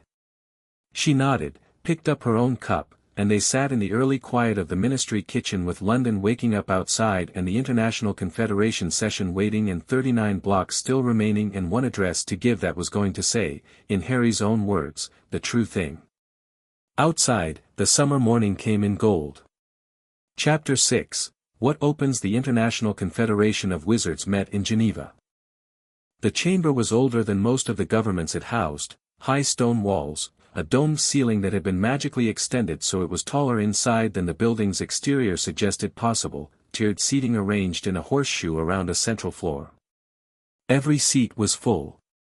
47 nations had representatives present, which was more than the chamber had seen at a single session since the immediate post-war period, and the quality of attention in the room was the concentrated, directional kind that forms when a large number of people are all focused on the same thing at the same time. Harry walked in and looked at it all. He did not slow down. He did not look for a friendly face or orient himself toward Voss or Apollon, both of whom were already seated at the presenting delegations table. He walked to the center of the floor, stood at the address point, a worn stone circle that must have had 1,000 people stand on it before him, and looked at the room. The room looked back. He was 8 years old and wearing dark blue robes, and he had the bearing of someone who has decided that the size of the room does not change what he has come to say. The quality of silence that fell as he took the floor was the particular silence of a large gathering that expected something and wasn't quite sure it was prepared for what it was getting. "My name is Harry James Potter," he said. His voice was clear and carried without effort, which surprised him slightly. He had never spoken to a room this size and hadn't known what his voice would do with it. It did fine. "I'm 8 years old, and for 7 of those years I had 44 magical bonds deliberately suppressed by blocks placed on me when I was 1. I didn't know this. None of the 44 people connected to me knew this. The 31 nations in this room whose citizens are bonded to me didn't know this. One person knew, and he decided that was enough." He paused. "Let that settle. I'm not going to stand here and tell you I've had the worst life in magical history. I haven't.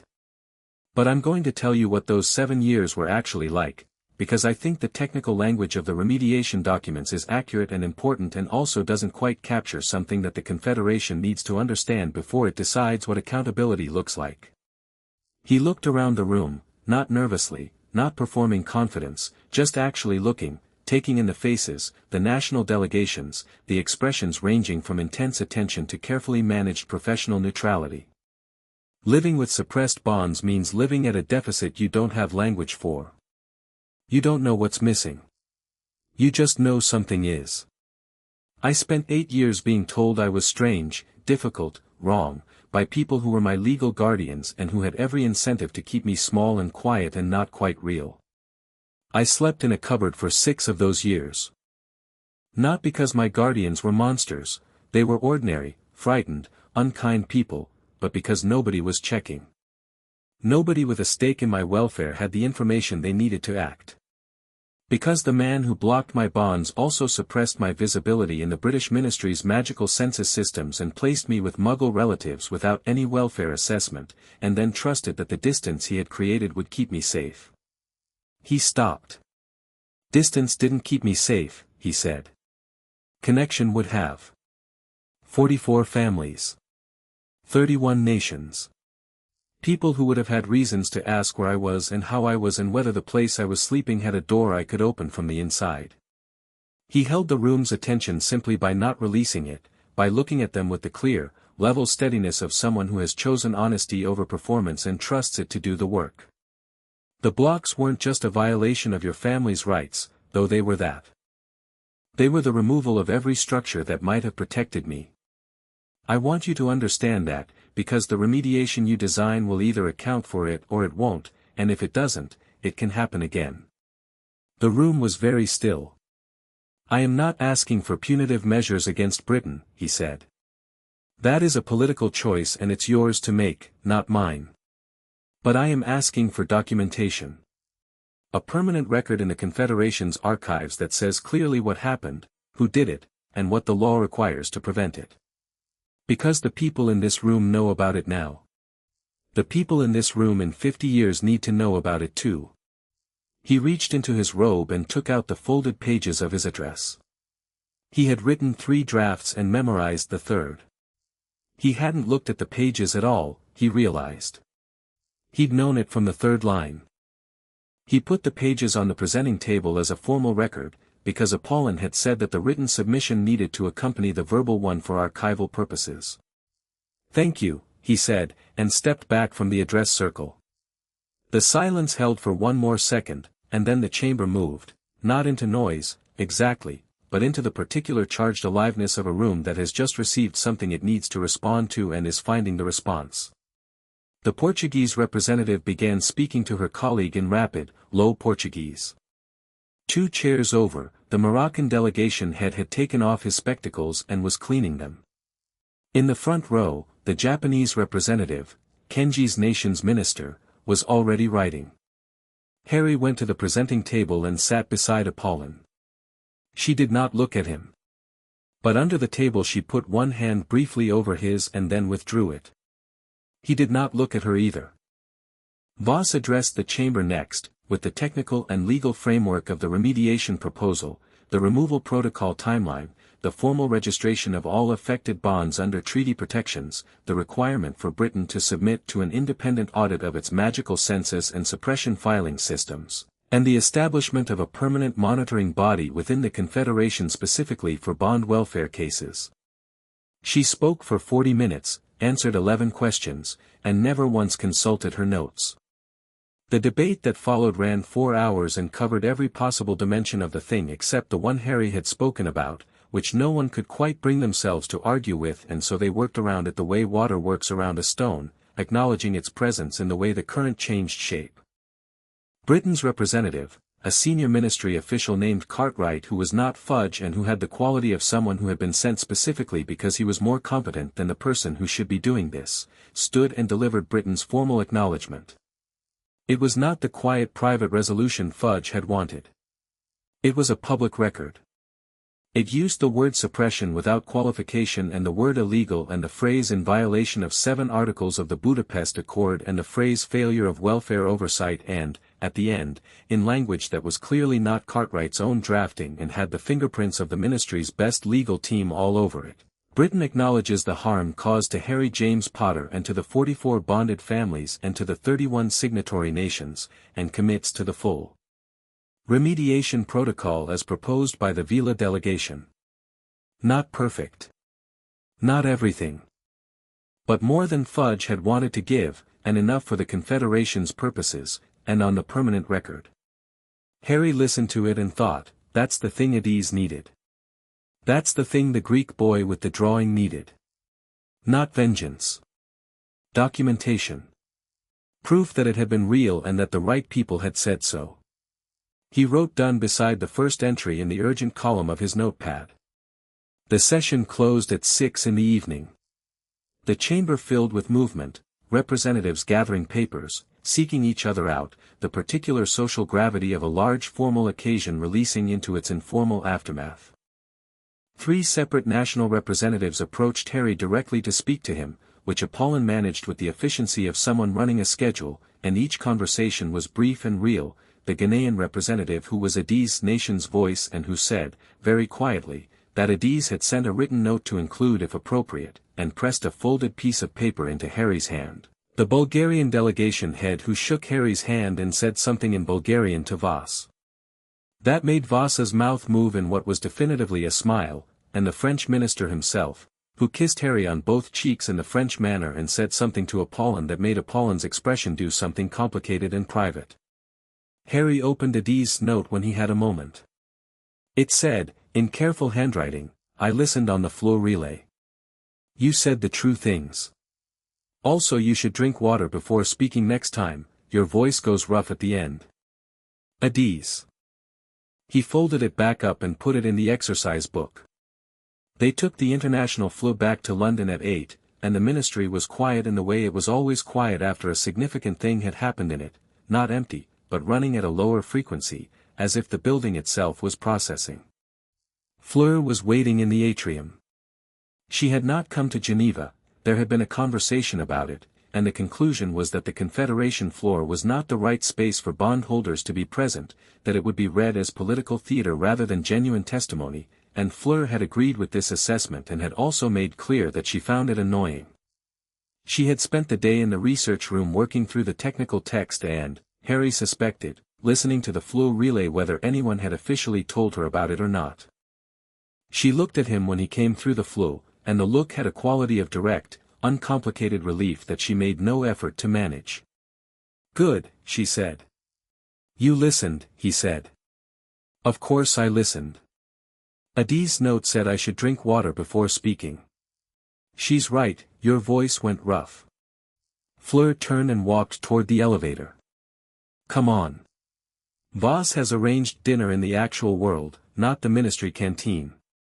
There are apparently things to celebrate." The dinner was at a restaurant 3 streets from the ministry that had a private room in the back and excellent food and the kind of ambient noise that let conversations be private without effort. Voss had arranged it with the same quiet efficiency she arranged everything, and the table held Voss, Apollon, Fleur, Celeste, Harry, and, unexpectedly, Dumbledore, who was there at Voss's specific invitation and who had, Harry thought, accepted the invitation with the humility of someone who understood exactly what it meant to be included. The food was genuinely good, and for the first hour nobody talked about any of it, not the Confederation, not the remediation, not the bonds or the protocol or the politics. Celeste told a story about a survey trip to Iceland that had gone sideways in a way that was extremely funny in retrospect and had apparently involved a hot spring and 3 confused Muggle fishermen. Voss contributed 3 precise sentences that were the driest thing Harry had ever heard in his life and which made Apollon laugh fully and genuinely.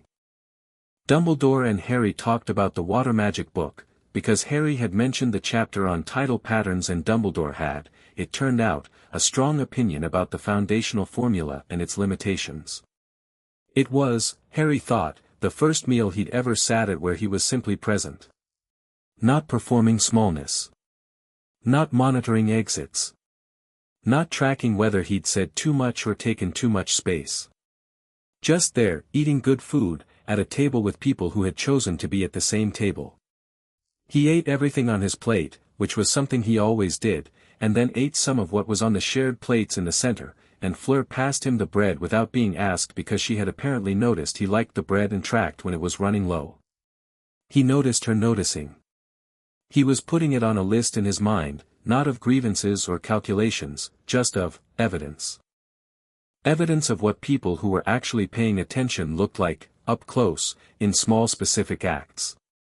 After the plates had been cleared and the table held wine for the adults and tea for Harry and Fleur, Voss looked at Harry across the table. "Tomorrow," she said, "the second phase of the removal protocol begins. We have 39 blocks remaining. The Confederation session has formally endorsed the timeline. The monitoring body is being established." She picked up her wine glass. "You addressed one of the most significant international magical bodies in the world today and told them the truth. And they heard it." A pause. "How do you feel?" Harry thought about it. "Like something finished," he said. "And like something else started at the same time." Voss nodded. "Yes. That is exactly what happened." Dumbledore looked at Harry from the end of the table. In the candlelight of the restaurant he looked, Harry thought, older than he did in the ministry's fluorescent light, not frielier, but more genuinely aged, carrying the weight of his years in a way that was human rather than architectural. "I listened too," he said. "You said something that I have been thinking about since you said it. You said distance didn't keep you safe. Connection would have." "Yes," Harry said. "I've been building distance my whole career," Dumbledore said, not as confession but as recognition, the tone of someone who sees a pattern clearly and is not running from it. "Not from cruelty. From, I believe that the people around me were safer if they were further from the targets I create. It is a version of the same error I made with you. Scaled up." He looked at Harry. "I don't know yet how to entirely revise it. But I know you are right." Harry looked at him. "You could start by not deciding who gets to be close and who has to be far," he said. "Let people choose. If there's risk, tell them there's risk and let them decide if it's worth it to them. That requires trusting people's judgment over my own," Dumbledore said. "Usually you should," Harry said. A breath of something at the table. Fleur's mouth moved. Apollon took a careful sip of wine. Usually, Dumbledore said, slowly, like a man trying on a word. Yes. Usually. He looked at his wine glass. Perhaps even often. Often, Harry agreed. The evening ended at 10, and the walk back to the ministry was through summer London dark, which smelled of warm tarmac and pub windows open in somewhere distant a river. Fleur walked beside Harry, not quite matching his pace. She was taller and had naturally longer strides and was occasionally half a step ahead. That conversation with Dumbledore, she said, when the others were far enough ahead. Which part? You didn't let him fully off the hook, but you didn't keep him on it either. She paused. You gave him something to move toward. Harry was quiet for a moment. I don't want him stuck, he said. Stuck people don't change. And I need him to change, because he knows things I need to know and we have to work together on the Horcrux problem. He paused. Also I think he's genuinely trying. Which doesn't undo everything, but it's a true thing and I'd rather respond to the true things. That's very generous, Fleur said, and it was not a criticism. It was an observation made with the careful honesty she brought to all her observations. It's practical, he said. It's both, she said. They walked for a moment. London moved around them. Somewhere a bus went past, its orange windows lit, ordinary life going about its business 3 steps away from theirs. Bond 44, Harry said. Fleur looked at him. Vaz said it's the deepest. The most blocked. She said we'd address it last. He walked for a moment. I keep thinking about it. What it is. Who's on the other end? It's the one that all the others are organized around, structurally. Like, all 44 bonds connect to each other as well as to me, and 44 is the anchor. Celeste said it in the analysis. It's the load-bearing one. What does that mean? Fleur asked. I don't know exactly, he said. But I think it means that when 44 comes off, everything else changes. Not just one bond finding its direction. All of them. The whole network. He paused. Like, you know when you clear a blockage in water and it's not just the blocked channel that flows again. Everything upstream moves. Fleur was quiet for a moment. Have you told Vaz that? Not in those terms. But I think she knows.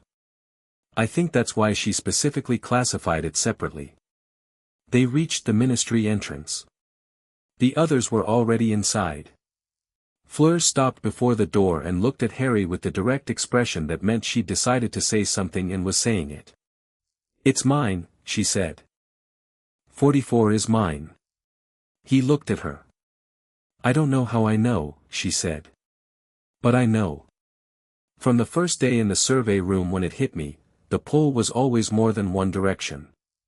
Every other bondholder I've been near, I can feel theirs as a distinct thing.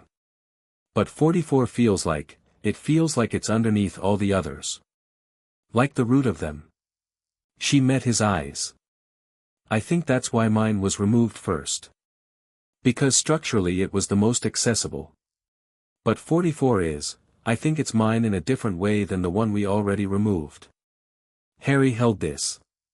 He thought about the dream. The vast space. The 44th light at the furthest edge, the one that the blocks had been most deliberately built around. He thought about 2 weeks of the ministry kitchen before anyone else was awake, and books on the floor, and Edie's advice relayed with complete seriousness, and the true one, and bread passed without being asked, and I said I'd make sure on the first night in the Desleys' garden. He looked at Fleur. Okay, he said. She held his gaze. I wanted you to know, she said. Before we get to it. Not as part of the protocol or the delegation process. Just between us. I know, he said. Thank you. She nodded once. Pushed the door open. They went inside. The next morning the second phase of the removal protocol began, and it ran over the following 4 weeks with the same careful, measured rhythm of the first phase, one session every 4 days, 12 minutes of precise work, the warm discharge into the buffer circles, the growing and deepening geography of Harry's interior map. 5 more, then 6, then 10. Each removal brought its own quality. The bond to a young woman in Brazil that felt like the opening of a high window on a summer day. A bond to a family in Russia that felt like snow, not cold, but that particular crisp clarity of cold air. A bond to a girl in Egypt, Hadia, 12 years old, precise and brilliant and deeply unimpressed by everything including the existence of fated bonds, who had written Harry a letter after the Confederation address that said, "I agreed with most of what you said. I've annotated the parts one think could be strengthened. See attached." The attached notes were 7 pages. Harry wrote back. They had been corresponding since.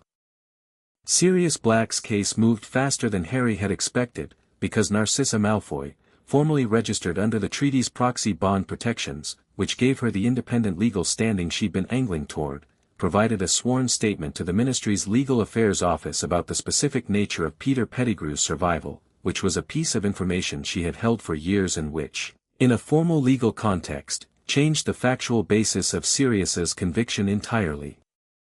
Dumbledore provided 3 additional supporting testimonies. The formal review took 6 days.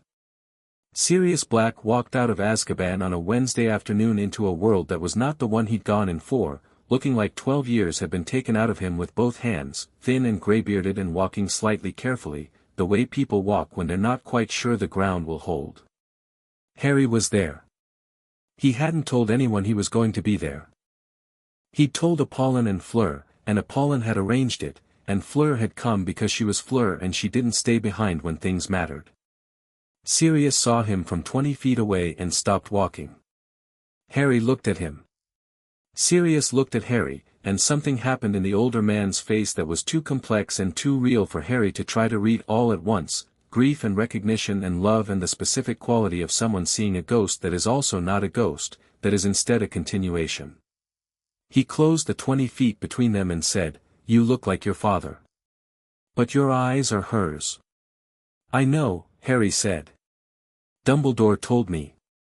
Sirius looked at him for a long moment. His eyes were doing something that he was not quite managing to keep contained. "Are you all right?" he said. "They told me, the whole thing, what happened, the bonds, the Dursleys, all of it." "I'm sorry I wasn't, you didn't know," Harry said. "You were in Azkaban." "I should have, Sirius." Harry said his name quietly, and something in the directness of it stopped the older man mid-sentence. "I'm okay. I'm actually okay. Not performing okay, actually." He paused. "I'd like you to tell me about my parents. When you're ready. Not today. Whenever you're ready. I've been keeping the space in the middle of my mind clear for it." Sirius Black looked at him and then did something nobody had done in the 2 weeks at the Ministry or the Confederation session or any of it. He pulled Harry into a hug, the kind that is not performed or diplomatic or careful, just a person pulling another person close because they need to and because it's right. Harry stood in it. Let it be real. Found that his throat was doing something he hadn't expected and didn't fight it.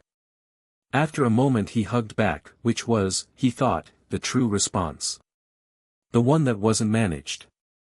Fleur, standing at the approved distance with her arms crossed and her expression private, looked at the grey London sky above Azkaban's transport point and thought about the 44th bond and the word route and did not say anything, because some moments were not improved by words. The final removal session was scheduled on a Saturday in September. The morning came in cool and clear, the first real touch of autumn in the London air, the sky a high, clean blue that didn't have summer's haze in it.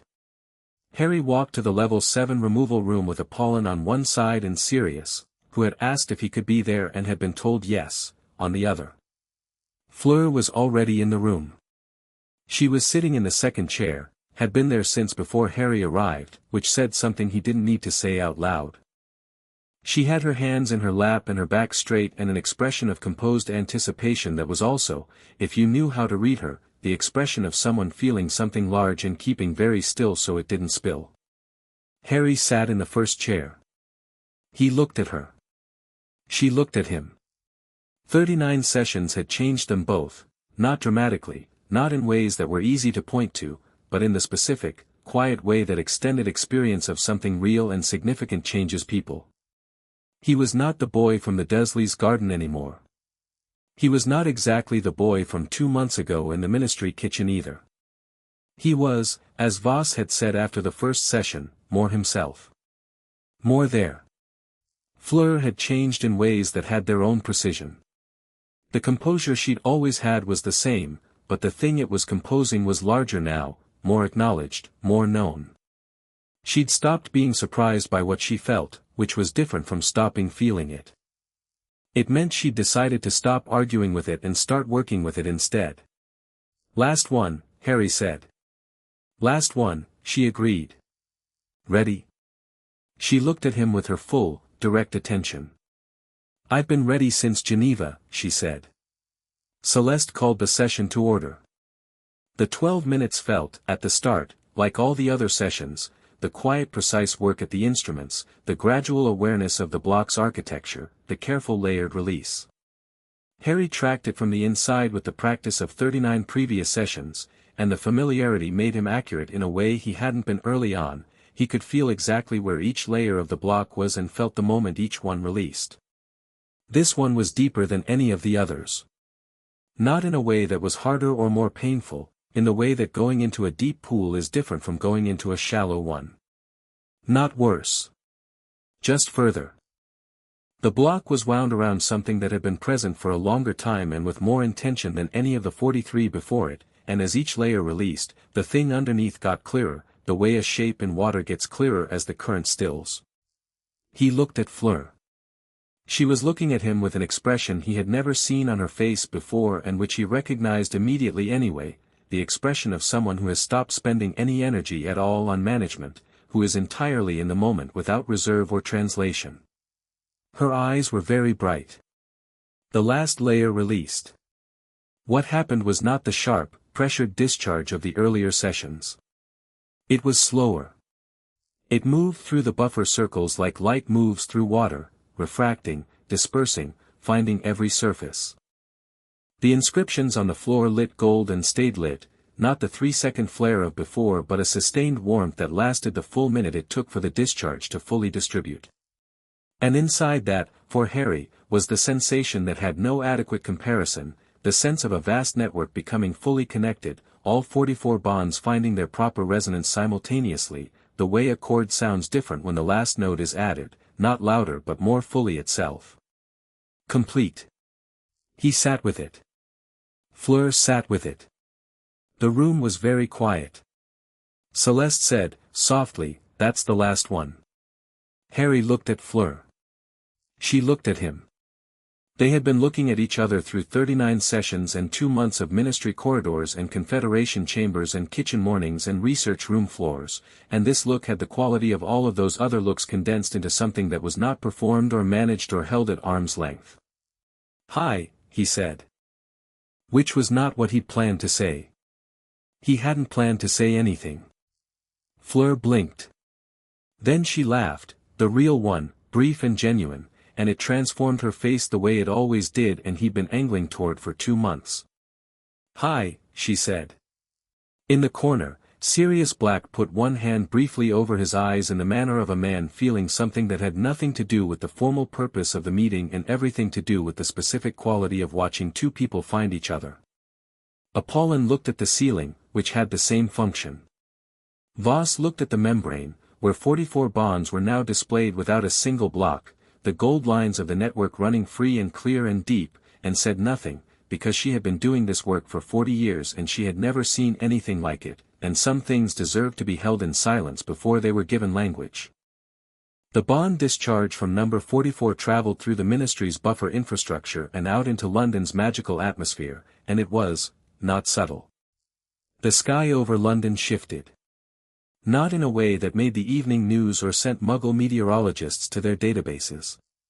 But in a way that every magical person in Britain felt at the base of their sternum, a warmth, a rightness, a sense of something long overdue settling into its proper place. In Hogsmeade, a portrait in the Three Broomsticks fell off its hook and revealed, behind it, a wall that glowed gold for 30 seconds. In Hogwarts, the Sorting Hat, which had been sitting in its cupboard since the end of last term, sang a single note so clear and low that the castle's owls all turned toward the great hall simultaneously. In a flat in Edinburgh, Yeva Sorokina was reading when she set her book down and put her hand over her heart and sat still for a long moment, feeling the complete, connected warmth of something she had been missing her whole life and had now stopped missing. In Ghana, Adiz was doing her homework when she looked up from the page and said to her sister, "It's done. Tell Maman it's done," with the quiet certainty of someone receiving information directly.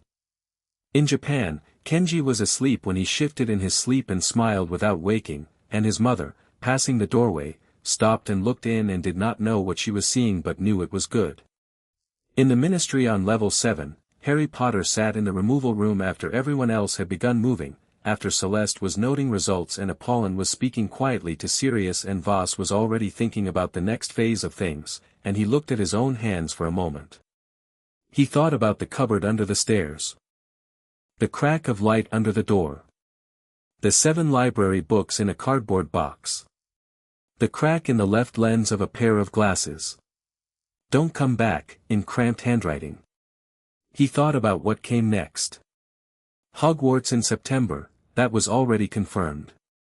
The delegation's monitoring body would have a formal connection to the British Magical Children's Welfare Office, which Voss had made a non-negotiable condition of the remediation plan.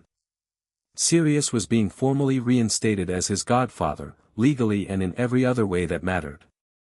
Dumbledore had provided 17 additional folders of information and had an open standing appointment every Thursday morning at 9, which Harry had titled Everything, Continued.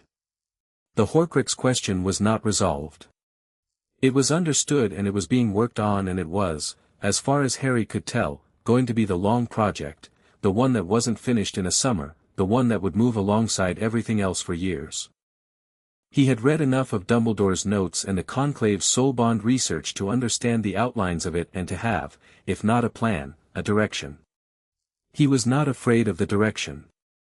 Fleur sat beside him. She had moved from her chair to the one next to his at some point, which was a thing he registered as natural. She was looking at her hands. "What are you thinking about?" he asked. "All 44, she said. "Feeling them all at once. I've never felt anything like it." She paused. It's not overwhelming. It's like having the full picture after a long time of working from pieces." "Yeah," he said. "Exactly like that." She looked at him. "What do you want to do?" she said, and it was the same question she had asked him weeks ago in the ministry conference room, the one that had started the list. Now. Actually now. He thought about it. He thought about Hogwarts and Thursday meetings and the Horcrux project and Sirius's stories and Hadia's annotated 7 pages and Adiz's advice about green vegetables and Kenji's book on the floor of a research room. He thought about Fleur, who had passed him bread without being asked and said I'd make sure and told him the true one and stood at Azkaban's transport point looking at the grey sky. "I want to go outside," he said. Actual outside. Not ministry corridors. Just, London. For a few hours. No meetings, no protocol. She looked at him. "Will you come?" he said. She stood up. "Obviously," she said. He stood up. He looked at the removal room, the empty chairs, the inscribed floor still warm with the residue of the last discharge, the standing lamps and the instruments and the membrane in the corner showing 44 bonds free and complete and his. He had been in this room 39 times and this was the last time, and the room had held something important for him and he was taking it with him. He walked out. They found Apollon and told her they were going out and she looked at them both and said, with the tone of someone who has accounted for this exact contingency, "Be back by 6.